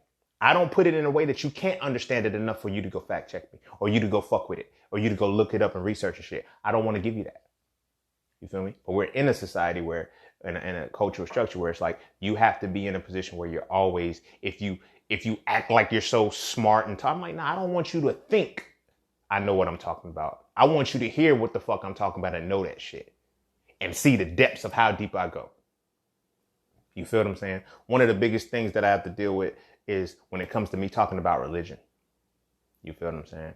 That's why I segue and all of this shit. Cause that's one of the biggest things about being woke, giving up the religion and everything and coming to this, they'll be like, but how do you, it's like, you just don't understand it. You need understanding. You just don't. I'm like, see, that's the degree of separation. Like, that's your arrogance. Like, but then it's like, once I start quoting the verses and shit, they'll be like, oh, you're trying to be funny. How am I trying to be funny? This is how you're supposed to understand it. This is how you want to understand it. So now when I'm using the verses, I'm the wrong one. I'm the one that's trying to be funny. If this is the jargon, if this is the conversation that you got to have, and I had that conversation with you, you feel what I'm saying? And that's when it came into just, I gotta be woke by the sleep in. I don't want to be in a situation where, everything is what it is. So in me, quote unquote, getting woke, it led to everything that you see now. My books, my entrepreneurship, all of this shit because of the dynamic of what it is. I don't encourage anybody to when I tell people to stay woke, when I tell people to be, I'm like, yo, be woke, be your woke, your life path might not be to ascend to the level I am. You feel me? It may not be. And I don't I've seen people lose their shit. And I've seen people, when I made certain connections to certain things, I've seen the fear in people's eyes. And it's like, you're trying to be here because everybody tells you, let's get up. You're not ready yet. And that's cool. And and me knowing that, me knowing what part of my missions are and my purpose is, I'm like, I got to give it to you as you are. I got to meet you where you at. You can come up here. I can teach you where I'm at. I can tell you, I can show you how to get here. But if you're not ready, you're not ready. You can lose your mind. You can lose your motherfucking mind. Because you got to realize that you're losing the mind that was given to you. You have to realize that that's not your real mind. That's what happens with a lot of woke people. And I've seen that a lot of that shit happens to them. Because what happens with those people is that when they quote unquote wake up, right, they realize I'm losing. They haven't internalized that they're not losing their mind. They're losing the mind that was given to them. And they have to refine their mind. They have to go back and say, well, where was my mind at in all of this? You dig what I'm saying? A lot of people don't do that. A lot of people don't tell you that that's what you have to do. You feel me? I had a homegirl who was, one of my good friends, one of my real good friends. I was helping her walk along her journey. She said, Ray, I feel like I'm going crazy. I said, you are. You are. And she was like, what? I said, but you're not insane. That's the difference. That's the difference. I said, when you break away from the norm, you're crazy. Because everybody's doing this same shit. So anything that deviates from something that's not the same is going to be crazy. I said, but you're not insane. She was like, wow. She said, you know what? That really brings me a lot of peace with this shit. I was like, yeah. I said, I'm crazy as fuck. People will hear me talk. People will hear me say, the shit that I say. Listen to what I say. Like, that, he crazy as fuck. And I might be crazy because I'm deviating from the norm. But understand me well. I am not insane. You have never seen me repeat repeat anything with the desire to have a better result, and I'm not getting it. I'm far from insane. I'm crazy as fuck. I'm crazy as fuck by normal standards. Put me in a religious box, I'm crazy as fuck. Put me in a spiritual box, I'm probably crazy as fuck. Put me in any box you put me in, you're going to say I'm crazy because I can deviate from the norm. But I'm not insane. I'm not insane. And that's one of the quintessential pieces about this woke shit. People don't realize that in that shit, what has to happen is you have to reclaim your mind. The mind that you were given to have, not the mind that you have been programmed to deal with, to use. That's what the illusion is, and that's what shatters your reality. That's what breaks you down, that you are losing the mind given to you, not yours, but you have not separated the two yet. You feel what I'm saying? You have not separated the two yet. And because you haven't separated the two yet, when it does show up, when it does pop off, it feels like you losing your shit. You feel me? And that's one of the things that I'm like, this is why with my wokeness, this is why I'm woke, but I sleep in. So when I fuck with people on the time that they're on, it's like, okay, let me put it into perspective. This is why this podcast is called Profane Profundity. You feel me? This is why I had to do it this way, because it's like, if I got to show you my mind, of course, but then I got to show you the different aspects and nuances that you're dealing with, I don't have to. A lot of shit I just be talking, mostly. But I know how to give it in a way that what's meant for them, whoever's listening, you can catch that shit as you're supposed to catch it. You feel me? But I have to give it in a way that everybody's able to catch it. This is how we talk. This is how we are. The fuck? You feel me? I have to give it with what's actually programmed in most of our minds. Music, hip hop, the culture. You feel what I'm saying? I can't deviate from the motherfucking culture that's popping. So I don't. You feel me? But in the woke phase, and coming woke, you're supposed to reach a point where you have to realize that I didn't lose my mind. I lost the mind that was given to me, that I claimed as mine. And it wasn't. You feel me? It wasn't. I know so many people was like, talking to my family. They love talking to me about this shit. Like, now, mind you, I just gave y'all the full gamut of when I started getting woke to where I am right now. You dig what I'm saying? And Pete, right? That's been what? 6 years? 5 years? 6. 2014, yeah. So a 6-year time gap. My family still thinks this is a phase. They be like, this is just a phase. You'll do this. You'll go back and do this shit. And they still can't fathom and conceive whatever, because I know that they're only operating from the mind that was given to them, not the mind that they have. Because the mind that they have doesn't allow them to believe in themselves the way that my mind allows me to believe in me. I believe in me like the religion I once believed in. But see, that's why I tell people, like, there's 4 points to the mind: belief, knowledge, wisdom, and understanding. You have to believe in yourself first. Then you have to overcome the cognitive dissonance. See, the system goes like this: belief, knowledge, wisdom, and understanding. This is how the mind works. All right. Belief, knowledge, wisdom, and understanding. You are supposed to believe in shit because belief leads you to the potential knowledge. However, people think they're receiving knowledge. You do not attain knowledge until you break through cognitive dissonance. Everything else after that stays in belief. That's why I tell a lot of religious people who are like, yo, I got to keep studying the word. You don't have to keep studying it. You have to break through the wall of cognitive dissonance with what you're studying so you can actually get the knowledge behind it. Otherwise, you're just reaffirming the belief of it, which seems like you're gaining knowledge, but it's not. You're reaffirming the belief of it. You're staying in it. You feel what I'm saying? So it's like with everything in life, You have to believe in it first. The belief makes it real. Once you believe in it, you have to overcome the wall of cognitive dissonance to even be able to get the knowledge behind it. After the knowledge, you go into the wisdom, which is the experience. From the experience, you're able to understand. When you get to an understanding, you make a literal choice in life whether you're going to accept or refute something. Belief, there is no choice whether you're going to accept it because you don't understand shit. You don't know. Belief, you just have to go towards it. Faith and fear. Or go towards it or stay away from it, right? Root chakra shit. But anyway, those 2 points, those 2 polarities, that position is when you get to that point, you have to do that with yourself.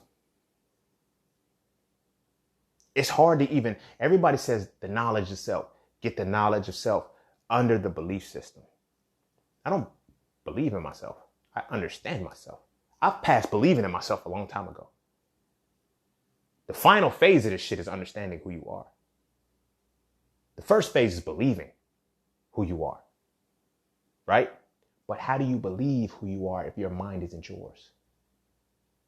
You feel me? So it's a lot that has to go through. So I had to break through several walls of cognitive dissonance in the belief of myself because I had so many different things. It's like, yo, you should be doing this. You feel me? I know that I'm a healer, right? So people tell me you should be a doctor. Okay, cool. That's why I ended up going down that route. You feel me? I know that I'm naturally a teacher. You feel me? People have told me, yo, you should be teaching a course, a curriculum, different things of that nature. I made the right choice as to what I have to teach and how I have to do it. But they try to dictate that because people see what you are and what you naturally exhibit and they try to control it. And that's how your mind is no longer yours. Because we take these suggestions from people. I'm not saying avoid them. Listen to what people are saying because it can be very beneficial to you.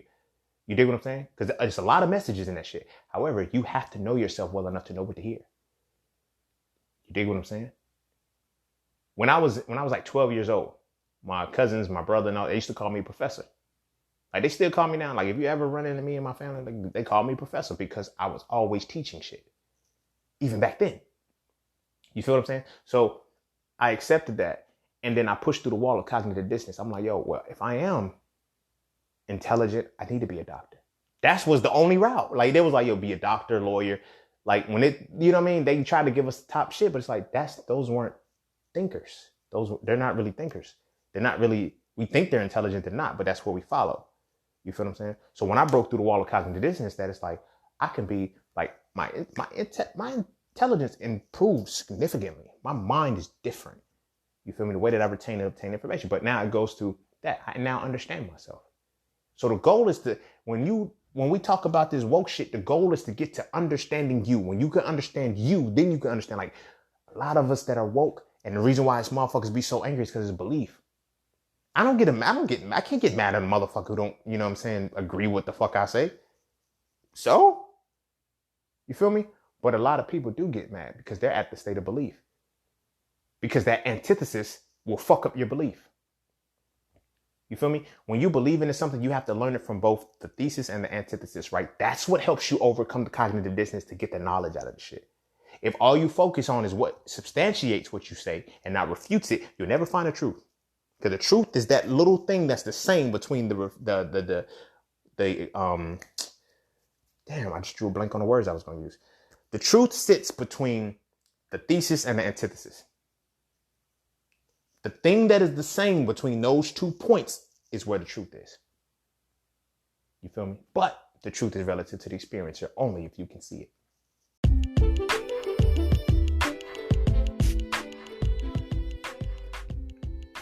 And don't forget to take a moment to go get your exclusive merchandise from Just Scenes merch. At Just Scenes, each piece is specifically crafted with positive imagery and symbolism. From the titles and designs to the descriptions, each style gives you something to feel great about.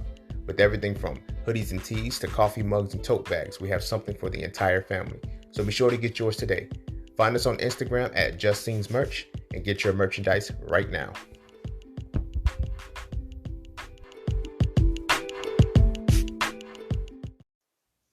All right. We damn near, if we haven't crossed already 3 hours in on this motherfucker, and I should not have been going this long, but it's the 100th episode, man. It's the 100th episode. I wanted to tell how I got to this point. Like, I wanted my, like my quote unquote, cause I get asked that shit a lot. Like, people are like, yo, what was the thing that helped you? Now you know what sparked me. Ironically, TD Jakes. It's crazy, right? Ain't that some shit? People were like, yo, what got you? What was the thing that you read? What was the thing that sparked your wokeness? What was it that made you decide? The religion itself. One of the forefront motherfuckers of the religion put me into the shit. You feel me? Me and my mom, I love her to life, but we got into a little argument because she got mad when I told her it was TD Jakes that did me like this. Now, granted, when we had this conversation, I was still in the angry phase.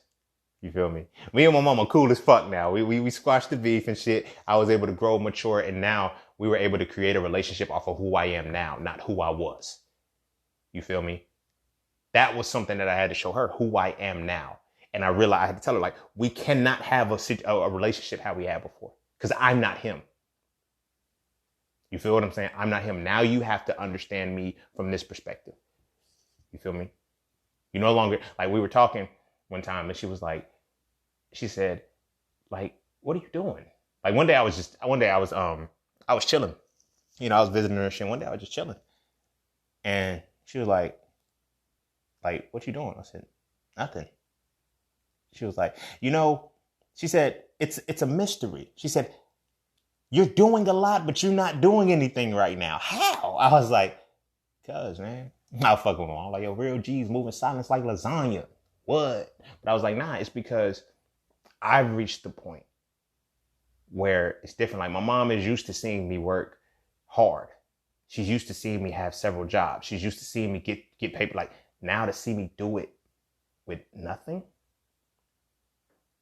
Like, she can't, a lot of people can't fathom it because I'm like, it wasn't like, I'm different. I'm not that person anymore. I work just as hard as I did when I was physically getting jobs and doing all of these things for myself now. I work just as hard, but I've worked so motherfucking hard that I don't have to work as hard these days. You feel what I'm saying? And that's what it was supposed to be about. And all of this came from being woke. Like, when I talk about, from, and I don't want it to seem like, oh, I'm just saying woke, because it's almost synonymous. Like, when a motherfucker get woke, the first thing we want to apply to them, to their life, is that you're woke, so you don't believe in religion. You don't, like, it's always tied to religion. No, there's so much more to being woke. So much more to being woke. And when you get to that point where you achieve so many of the woke, I guess the woke criteria, you stop being woke again. You think, like, motherfuckers be thinking you're not woke. Nah, I sleep in, bro. I'm woke, but I sleep in. I love that shit. I said that shit in a jam session, and it stuck. You feel me? And like I said, the shirts are out on the website. They are at Justine's merch. They are in, what folder do I have? What collection? I think I have them in the quotes collection. Woke, but I sleep in. Or it might be in the Know Yourself collection. I think it might be in the Know Yourself collection. It's in one of those. But that is, that is what this is all about. Like, I've realized that the woke people that I really fuck with the heaviest, the real woke motherfuckers, we can laugh, we can joke, we can play, we can talk about whatever. Like, a lot of my following on social media is because I'm eclectic. There's no box you can put me in. Nobody knows what I am. And they're like, yo, so are you, I'm like, I'm just saying, bro. At the end of the day, I'm just saying. And everything that I fuck with is an extension of me. I have to see myself in it. You feel what I'm saying? What am I? I'm a black man. I'm a black man in America. You know what I mean? There's things that, like, if I don't see that in myself, I don't fuck with it. I don't fuck with it if I don't see that in the thing that I'm trying to look at. So it's like, being woke is fun. When you really, really woke and you come back down and you just, like, it's like Bruce Lee said, when he first started martial arts, a kick was a kick. Like, motherfucker, just kick a nigga, bro. Like, the fuck? But then he's like, when he really started studying, he's like, a kick was so much more than a kick, because you're looking at the muscles, the nerves, the blood flow, all of these things that have to go into it, the bend, the everything, flexion, extension. There's a whole bunch that goes into it. He said, after I mastered the shit, a kick was just a kick again. That's what it's supposed to be like. When I was woke, at first, like, before I got woke, it's like, woke was just woke. It's like, y'all niggas be thinking y'all smart. Because you watch A Living Color, and you watch the motherfuckers go to prison and come back out and shit, all of that shit. You thinking, oh, that's what woke is? And shit. But then when you really become woke and you understand what it is and how your mind transforms, when you understand certain shit, like, there's a whole transition. Like I mentioned when I was talking about, I went from prayer to meditation. You feel what I'm saying? I went from, prayer to meditation. I went from existing to living. There's a lot of things that I went from religious to spiritual Two totally different things. But in that process, you know what I'm saying? It's like you change. You change and you evolve because you can't go back. And we're talking to family when they say things like, oh, it's just a phase. It's not. It's only a phase when you change. I didn't change. I evolved. I'm not that same person.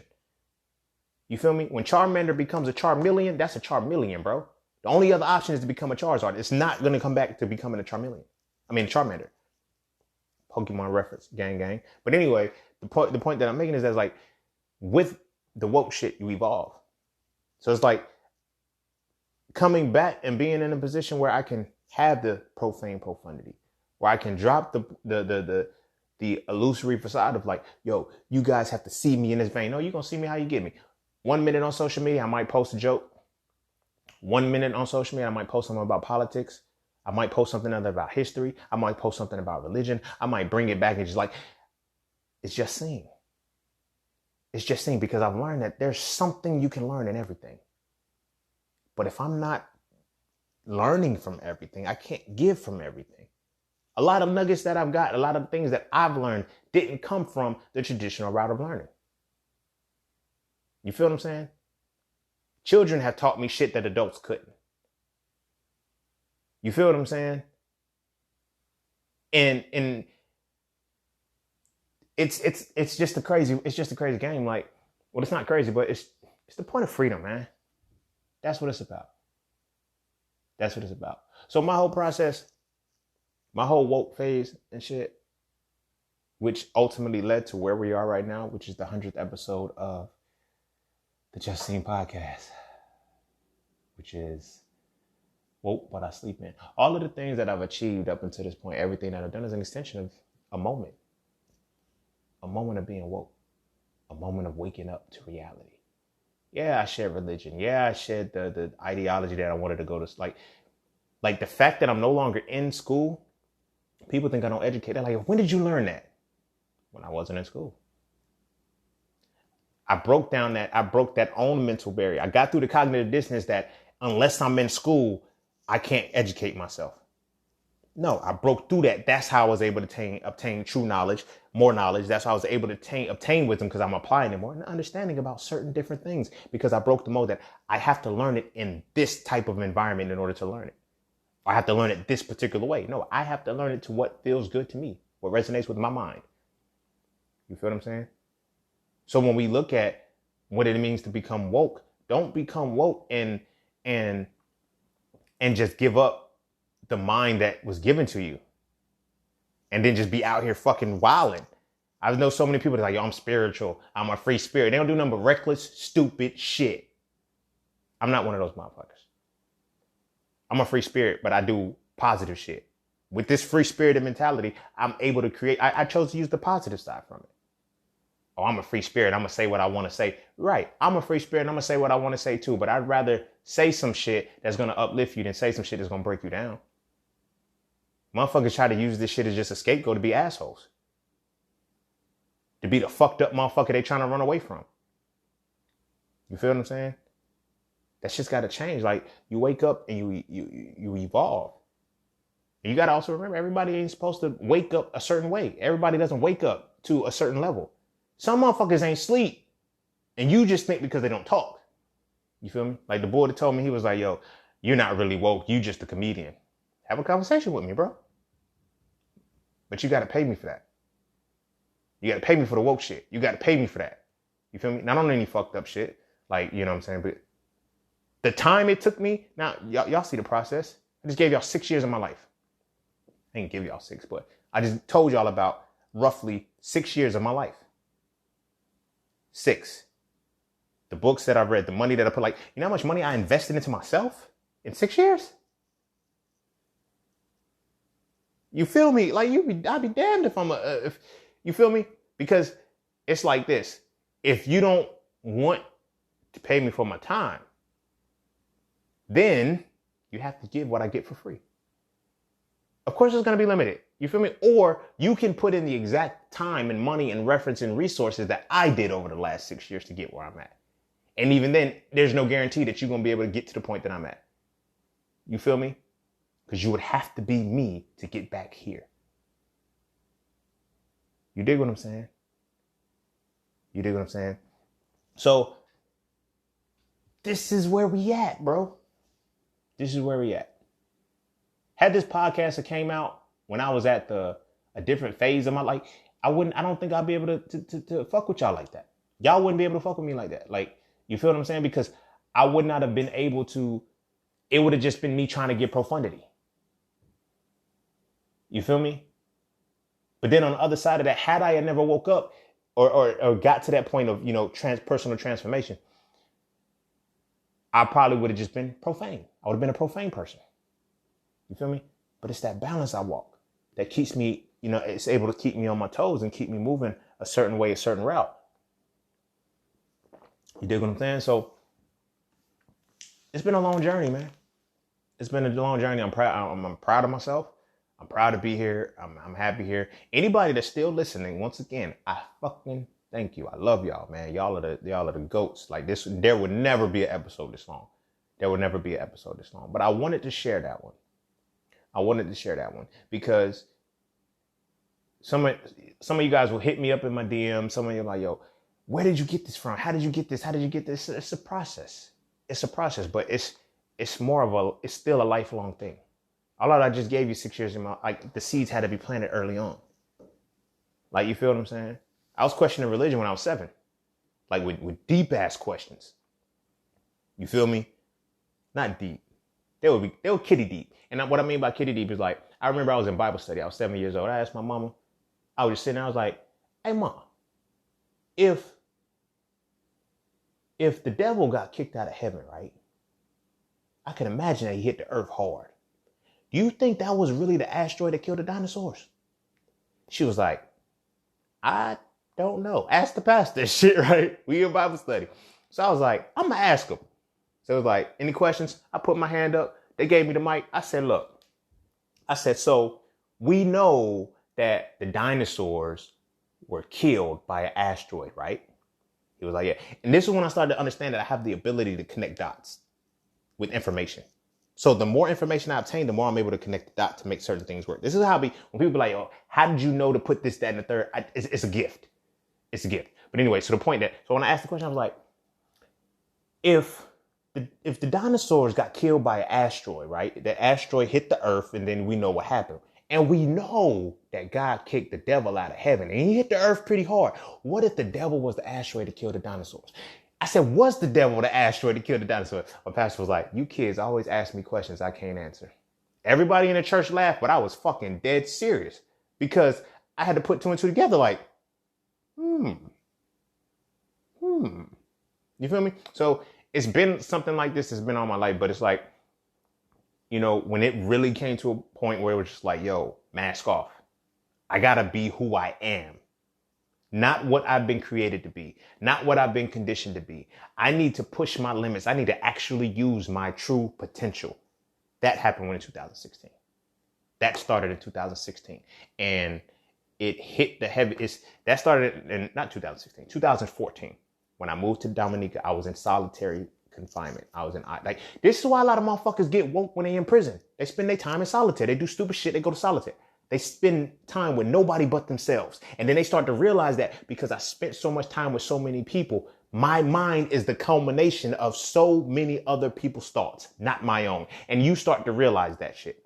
So in that isolation, the first isolation I had, I was in the sun. I was with all of these things. I was able to tap in and reconnect. My melanin charged up. That's when I started sun gazing. I started doing a lot of shit and it started to, and I started to realize that my mind was starting to tell me shit. Not what people's thoughts were. My voice started to come out and it got loud. It started to, transform me. You feel what I'm saying? But I had to go through the fire. I had to go through the trenches. I had to go through these things and I couldn't be afraid of what I was going through, what I was facing. You feel what I'm saying? So I had my anger phase. Anger, my bargaining phase, depression. The depression phase was crazy because it's like, I was mad at my family because I was like, y'all been lying to me all this motherfucking time. But they weren't lying to me. They didn't know. They didn't know. They knew just about what I knew because they gave me the information. So now I transcended that as I was supposed to. You feel what I'm saying? But I went through all of them, the bargaining. And then once I reached acceptance, it was like, I'm woke now. That's what it is. And then from there, I was able to move into belief, knowledge, wisdom, and understanding, and all of these other different things to be able to come together to give y'all the shit that I give y'all. You feel what I'm saying? My books, all of these things came out of this. And it was in learning myself, knowing who I am, knowing the different things about me, and reclaiming my mind. You feel me? Not the mind that was forced upon me, but mine. When I started to use my mind, shit transformed. Like, I can't explain how, like, people are like, how do you do some shit so fast? You'll probably do it just as fast as I do it if you're using your mind. But see, the limitations that we have put upon ourselves are based upon what people have continually taught us. We try to internalize our life reality through somebody else's experience, through somebody else's knowledge, and it doesn't make sense. This is why one of the fucked up quandaries about school is that those who can't, and I'm going to say this, I love my teachers and my educators for life, but I need y'all to understand why y'all don't get paid. Because those who can do and those who can't teach, they told y'all that. I'm not saying you can't do what you do. I'm not saying that you can't do what you do, but they create a saturated market. They created that saturated market so they don't have to pay y'all. You feel me? As long as you can give the instructions, you're good. But those who can do, those who can't teach, and those who can do it well get paid to do it and teach it. You feel what I'm saying? So it's like you have to keep that in mind. You feel me? You're learning from people who can't do. You feel me? That shit changed my perspective, especially as an entrepreneur. I didn't want to fuck with nobody who wasn't winning. I didn't want to learn from people who didn't know how to do the shit. But imagine how many limitations you placed on yourself because you talked to somebody who didn't know how to do what you wanted to do. I broke that. I don't do that shit anymore. You dig what I'm saying? I don't do that shit anymore. I had a conversation with some family and shit, and we were talking about, within my family, like, we come from a blood, like, a part of my bloodline is thinkers. You feel me? I know. I ain't gonna say I ain't even gonna open that door. Fuck that. But anyway, I don't know which bloodline it comes from, whether it be my mom's side or my dad's side, because it's like there's a lot of intelligent people on both sides. I'm just the one that's like, I'm the anomaly. I stand way out. So it's like, I be mad at them because I'm like, how the fuck don't y'all get the shit that I'm talking about? But I get why they don't get the shit that I'm talking about. You dig what I'm saying? It ain't me. And I'm not them. You feel me? And it's not their point yet. So it's like, we'll be in conversations and shit. And I remember we was having a conversation, and one of my family members who, like, pretty much the lead, like, they always go to this particular person about knowledge, about information, about things like, well, I didn't know this, so let me go. That person's got to know. And we were sitting down talking, and we were talking about investing. And they like, yeah, I read this book on this. And they talk about, everybody's listening and shit. Everybody's listening. But I'm like, I'm an investor. I do this shit. I'm like, that's not right. What do you mean that's not right? What was the topic? What was he talking about? Oh, that's what the conversation was. So we were talking about, investing. This person wasn't investing, but they had done all of this knowledge. Yeah, I've been studying Bitcoin. I've been learning all that stuff. I'm like, cool, sounds good. So it was like, so how do you know? So it's like, you gotta, they were like, yo, you gotta wait until the price come down just to the right price, and then you enter. So I wasn't being petty or nothing like that. Everybody just eating it up. Like, yeah, I'm about to go ahead and invest in this. I said, but when? Like, what do you mean when? I said, when does it stop to go the other way? Yeah, you're supposed to buy on the dips. You buy low, sell high, but when? It was like, what are you talking about? When, motherfucker? Like, that's what I mean. Like, if you have to wait for the price to come back for you to enter, when do you do it? Because let's say the price goes from 50 to 100, right? And it goes down from 100 to 99. That's less than 100, but is that when? No. You feel me? Is 75 win? Probably not. Hell, it can even come back down below where it originally was. There's a lot of things that go into that process. You dig what I'm saying? And I use that example because it's like, things like that limit your mind. Things like that will limit your mind. When people say, I have not done this, you feel me? Like when me and my mom was talking about my schedule in college, She was like, you're taking statistics, chemistry, and all of these things? Yeah, those are going to be for you. I said, Mom, don't put that on me. That was for you. That's not me. We're two totally different people. When I walked out that semester with all A's, and she was like, wow, you did it. I know, I'm me. Like, I knew that this wasn't going to be hard for me. I knew that this was just something. It's like, but had I internalized that and I would have capped myself off because of her experience or because of her knowledge with the thing, that would have put it on me. A lot of us do that on a regular basis. That's what I'm saying. This is the point of this is like, when you are in that point, don't allow somebody else's mind they've been programmed with to program your already programmed mind. Unprogram your shit and re-tap into what mind you have. Yes, you will be crazy, but you won't be insane. You feel me? You're going to be crazy when you deviate from the norm. And that's one of the biggest things that fucks us up, because anybody who deviates from the norm, that person's crazy. But how can crazy people make sane decisions? Like, I asked my family, like, you feel me? Because they said that I think you went crazy. I said, if I'm really crazy, how the fuck am I as successful as I am? Yeah, just like this. It was a moment of silence. It was like, yeah, like, like when I talk about religion, I said, I don't fuck with it. It was like, well, it's like, well, that's the only way. Well, how am I still being? I'm like, I got into it with one of my uncles because he was like, the argument got heated, and it was because he was during the this will be the last story, and I'm gonna go ahead and wrap it up, because the argument got heated because he was in the he was heavy into the religion or whatever the case may be, and I wasn't, but I was in my anger phase. You shouldn't come to me about no woke shit. You feel what I'm saying? And he was like, he said, nah, see, nephew. He said, I know you confused right now. You a little confused. I said, did you ever read the Bible? He said, nah, but I know I got. I said, all right, well, our conversation don't even need to go no further. He said, nah, but you confused right now. I get it.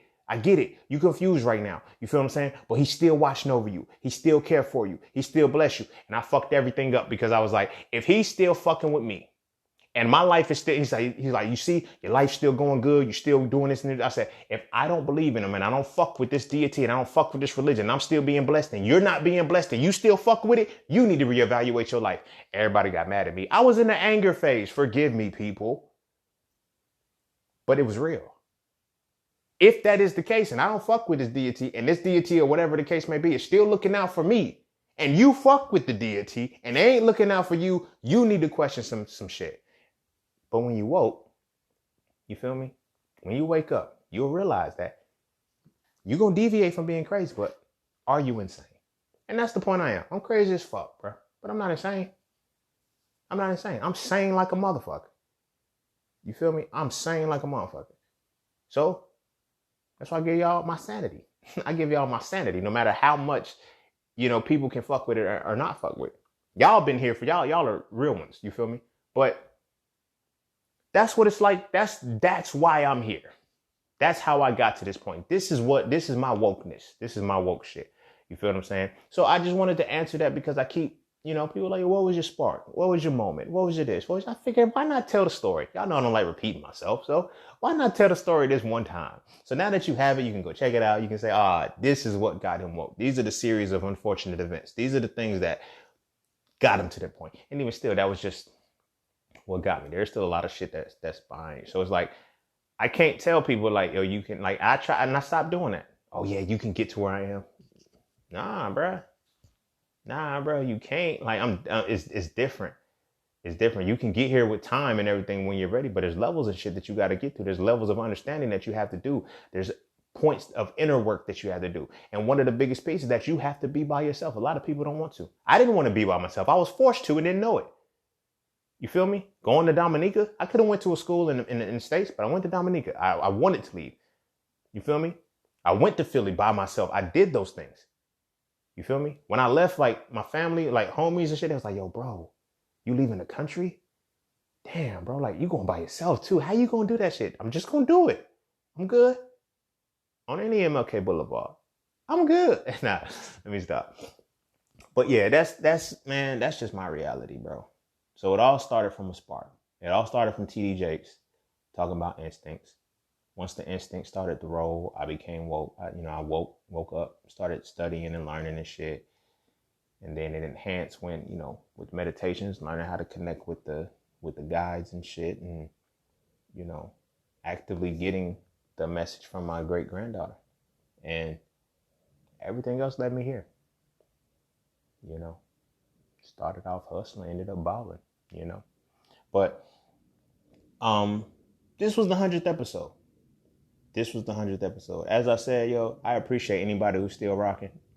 You feel me? I appreciate anybody who's still rocking. Because recording this motherfucker, I'm hungry as shit. I should have ate before I started doing this shit. Because I didn't know it was going to be this long. But I wanted to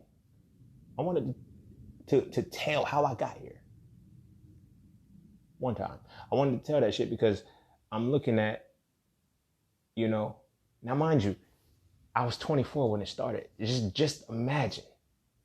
I look at my life and I imagine, like, what would I have been if this was like, if I was never closed off for 24 years? If I wasn't conditioned to lay dormant for 24 years, what would my life be like right now?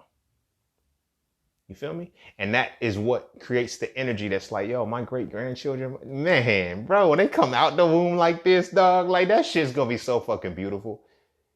You feel me? 24, I woke up. So my plan is to at least cut that in half for my child so they can be in that position by 12. And if they can cut it in half for their child, 6, cut it in half for their child, 3, you see what I'm saying? Cut it in half for their, eventually it comes to a point where they're born doing the shit. They're born this way. And then what happens? A cycle is broken. What happens? A cycle is created. The generational curse is broken. The generational blessing has been created and initiated. That's what I want. That's what got me. You dig what I'm saying? That's what got me. When I lost my grandmother, I saw the generational curse right there. There was nothing to be passed on. Nothing to be passed on. This is no slight to my grandmother. I love my grandmother with everything in me. You feel me? Rest her soul. But it was the perspective. You feel me? That connection between my grandmother and I was what was going to be the delineating factor between the generational curses and the generational blessings. And some people can't, especially when it comes to my family, they can't comprehend that. They're like, you and grandma was so close, and how'd you give up the religion? She would be so mad if you did. No, she wouldn't. No, she wouldn't. Now I understand that. And I know that she wouldn't, because I know she wouldn't. But now I'm starting to see what it was. All of this stuff was written, and the Bible says last shall be first, first shall be last. Bing, duh. It's about little moments of transcendence. You feel me? But transcendence doesn't have to be crazy. But, you know, once again, thank y'all for listening. I'm going to go ahead and end this shit, bro. I ain't going another moment. But that's me. This is the 100th episode. This is why Scene is what he is right now. This is how I became woke. This is why I woke, but I sleep in. This is why I still joke. This is why I still play, because it's like, this is why I still have fun, because in addition to that, my inner child is alive again. And now my inner child is maturing. Speaking of, I'm doing an episode on that next week. Next week, I'm dropping Inner Child 2, Maturation, which goes with the first Inner Child one on about something about healing. I'm going to have a whole series on the Inner Child too, because it's like this. If I know how to do this shit, why am I not showing y'all the same? Why am I not telling y'all about the same shit? You dig what I'm saying? But now my inner child is alive and well, and now he's maturing. My inner child is maturing. I say he's probably like he's probably adolescent, maybe. But you feel what I'm saying? As I'm reviving my inner child more and tapping into that, connecting with that shit, I'm starting to see life differently. And I'm starting to see life better. But, you know, this is where I am. This is who I am. This is why you now have, this is what the Just Sing podcast is about. Just Sing podcast, profane, profanity, is just a combination of the duality that has been met from the shit that happened in 2014, 6 years ago. You feel me? So this is why I'm woke, but I sleep in. You digs. So I'm gonna go ahead and end it there. Be sure to check out the merch. Go to IamJustSing.com and check out the merch. And you can look at the Woke But I Sleep In shirts, hoodies, tees, all of those, phone cases. I pretty much put that shit on everything. But you know, yeah, that's it, yo. That's it, yo. Yeah. So it's not like, I don't want people to feel like I've been like this all my life. I've done ratchet. In the previous life, before 24, before I even went to college, I was on some stupid shit too. You feel me? I was on some other shit too. Like I had to wake up to that. I had to wake up in regards to that. I was very destructive. I was very toxic. I was very on some other shit. You know, but life changes you, life evolves you. So it's like learn these things about yourself. And you know, when you wake up, just remember that waking up is a matter of losing the mind that was given to you and reclaiming yours and not being afraid of it. You dig what I'm saying? And moving beyond allowing motherfuckers to dictate and create and create that mind for you. Create what your mind is supposed to be. Stop that shit. It's disgusting. Don't do that shit. But as always, be sure to follow me on Instagram, _just_sing_ go check out my website, IamJustSing.com. Go kiss your babies. Make sure they eat their vegetables. And if you choose, like, let your babies start off from your current space. Your floor, your ceiling should always be their floor. You guys shouldn't share the same floor. So you have to put yourself in a position where you can start to prepare your kids to be able to reach the point that you are right now earlier. You feel me? Because you know that it's needed. You feel what I'm saying? I'm not saying, you know, do what I do and focus on the great-grandchild and stuff like that. It's just the way the universe played out for me. Because what I have to do has to extend down and reverberate different things. Because I don't know what the fuck her little ass is going to do when she get into this world. But she going to shake shit up. Because if she need me to be what I am right motherfucker now, shit, she going to be on some other shit when she get creative. But anyway, stay woke. You feel me? Sleep in periodically if you want to. Don't be too woke. Don't be that motherfucker. Go kiss your babies. Make sure they eat their vegetables. And thank you for spending time with me telling my story on the 100th episode. 200th episode, if we make it that far, is going to be a little bit deeper. It's going to be a little bit deeper. I'm going to peel back some more layers, but I'm going to give y'all another side. But for now, this is where we at. So I thank y'all. I appreciate y'all for rocking with me. This was the longest podcast. No podcast of mine will ever be this long again. I promise. What I already said, kiss your babies, go eat your vegetables and shit. Oh, kiss your babies, make sure to eat the vegetables, and I'll see you on the next one. Peace, love, knowledge, and freedom. I'm out.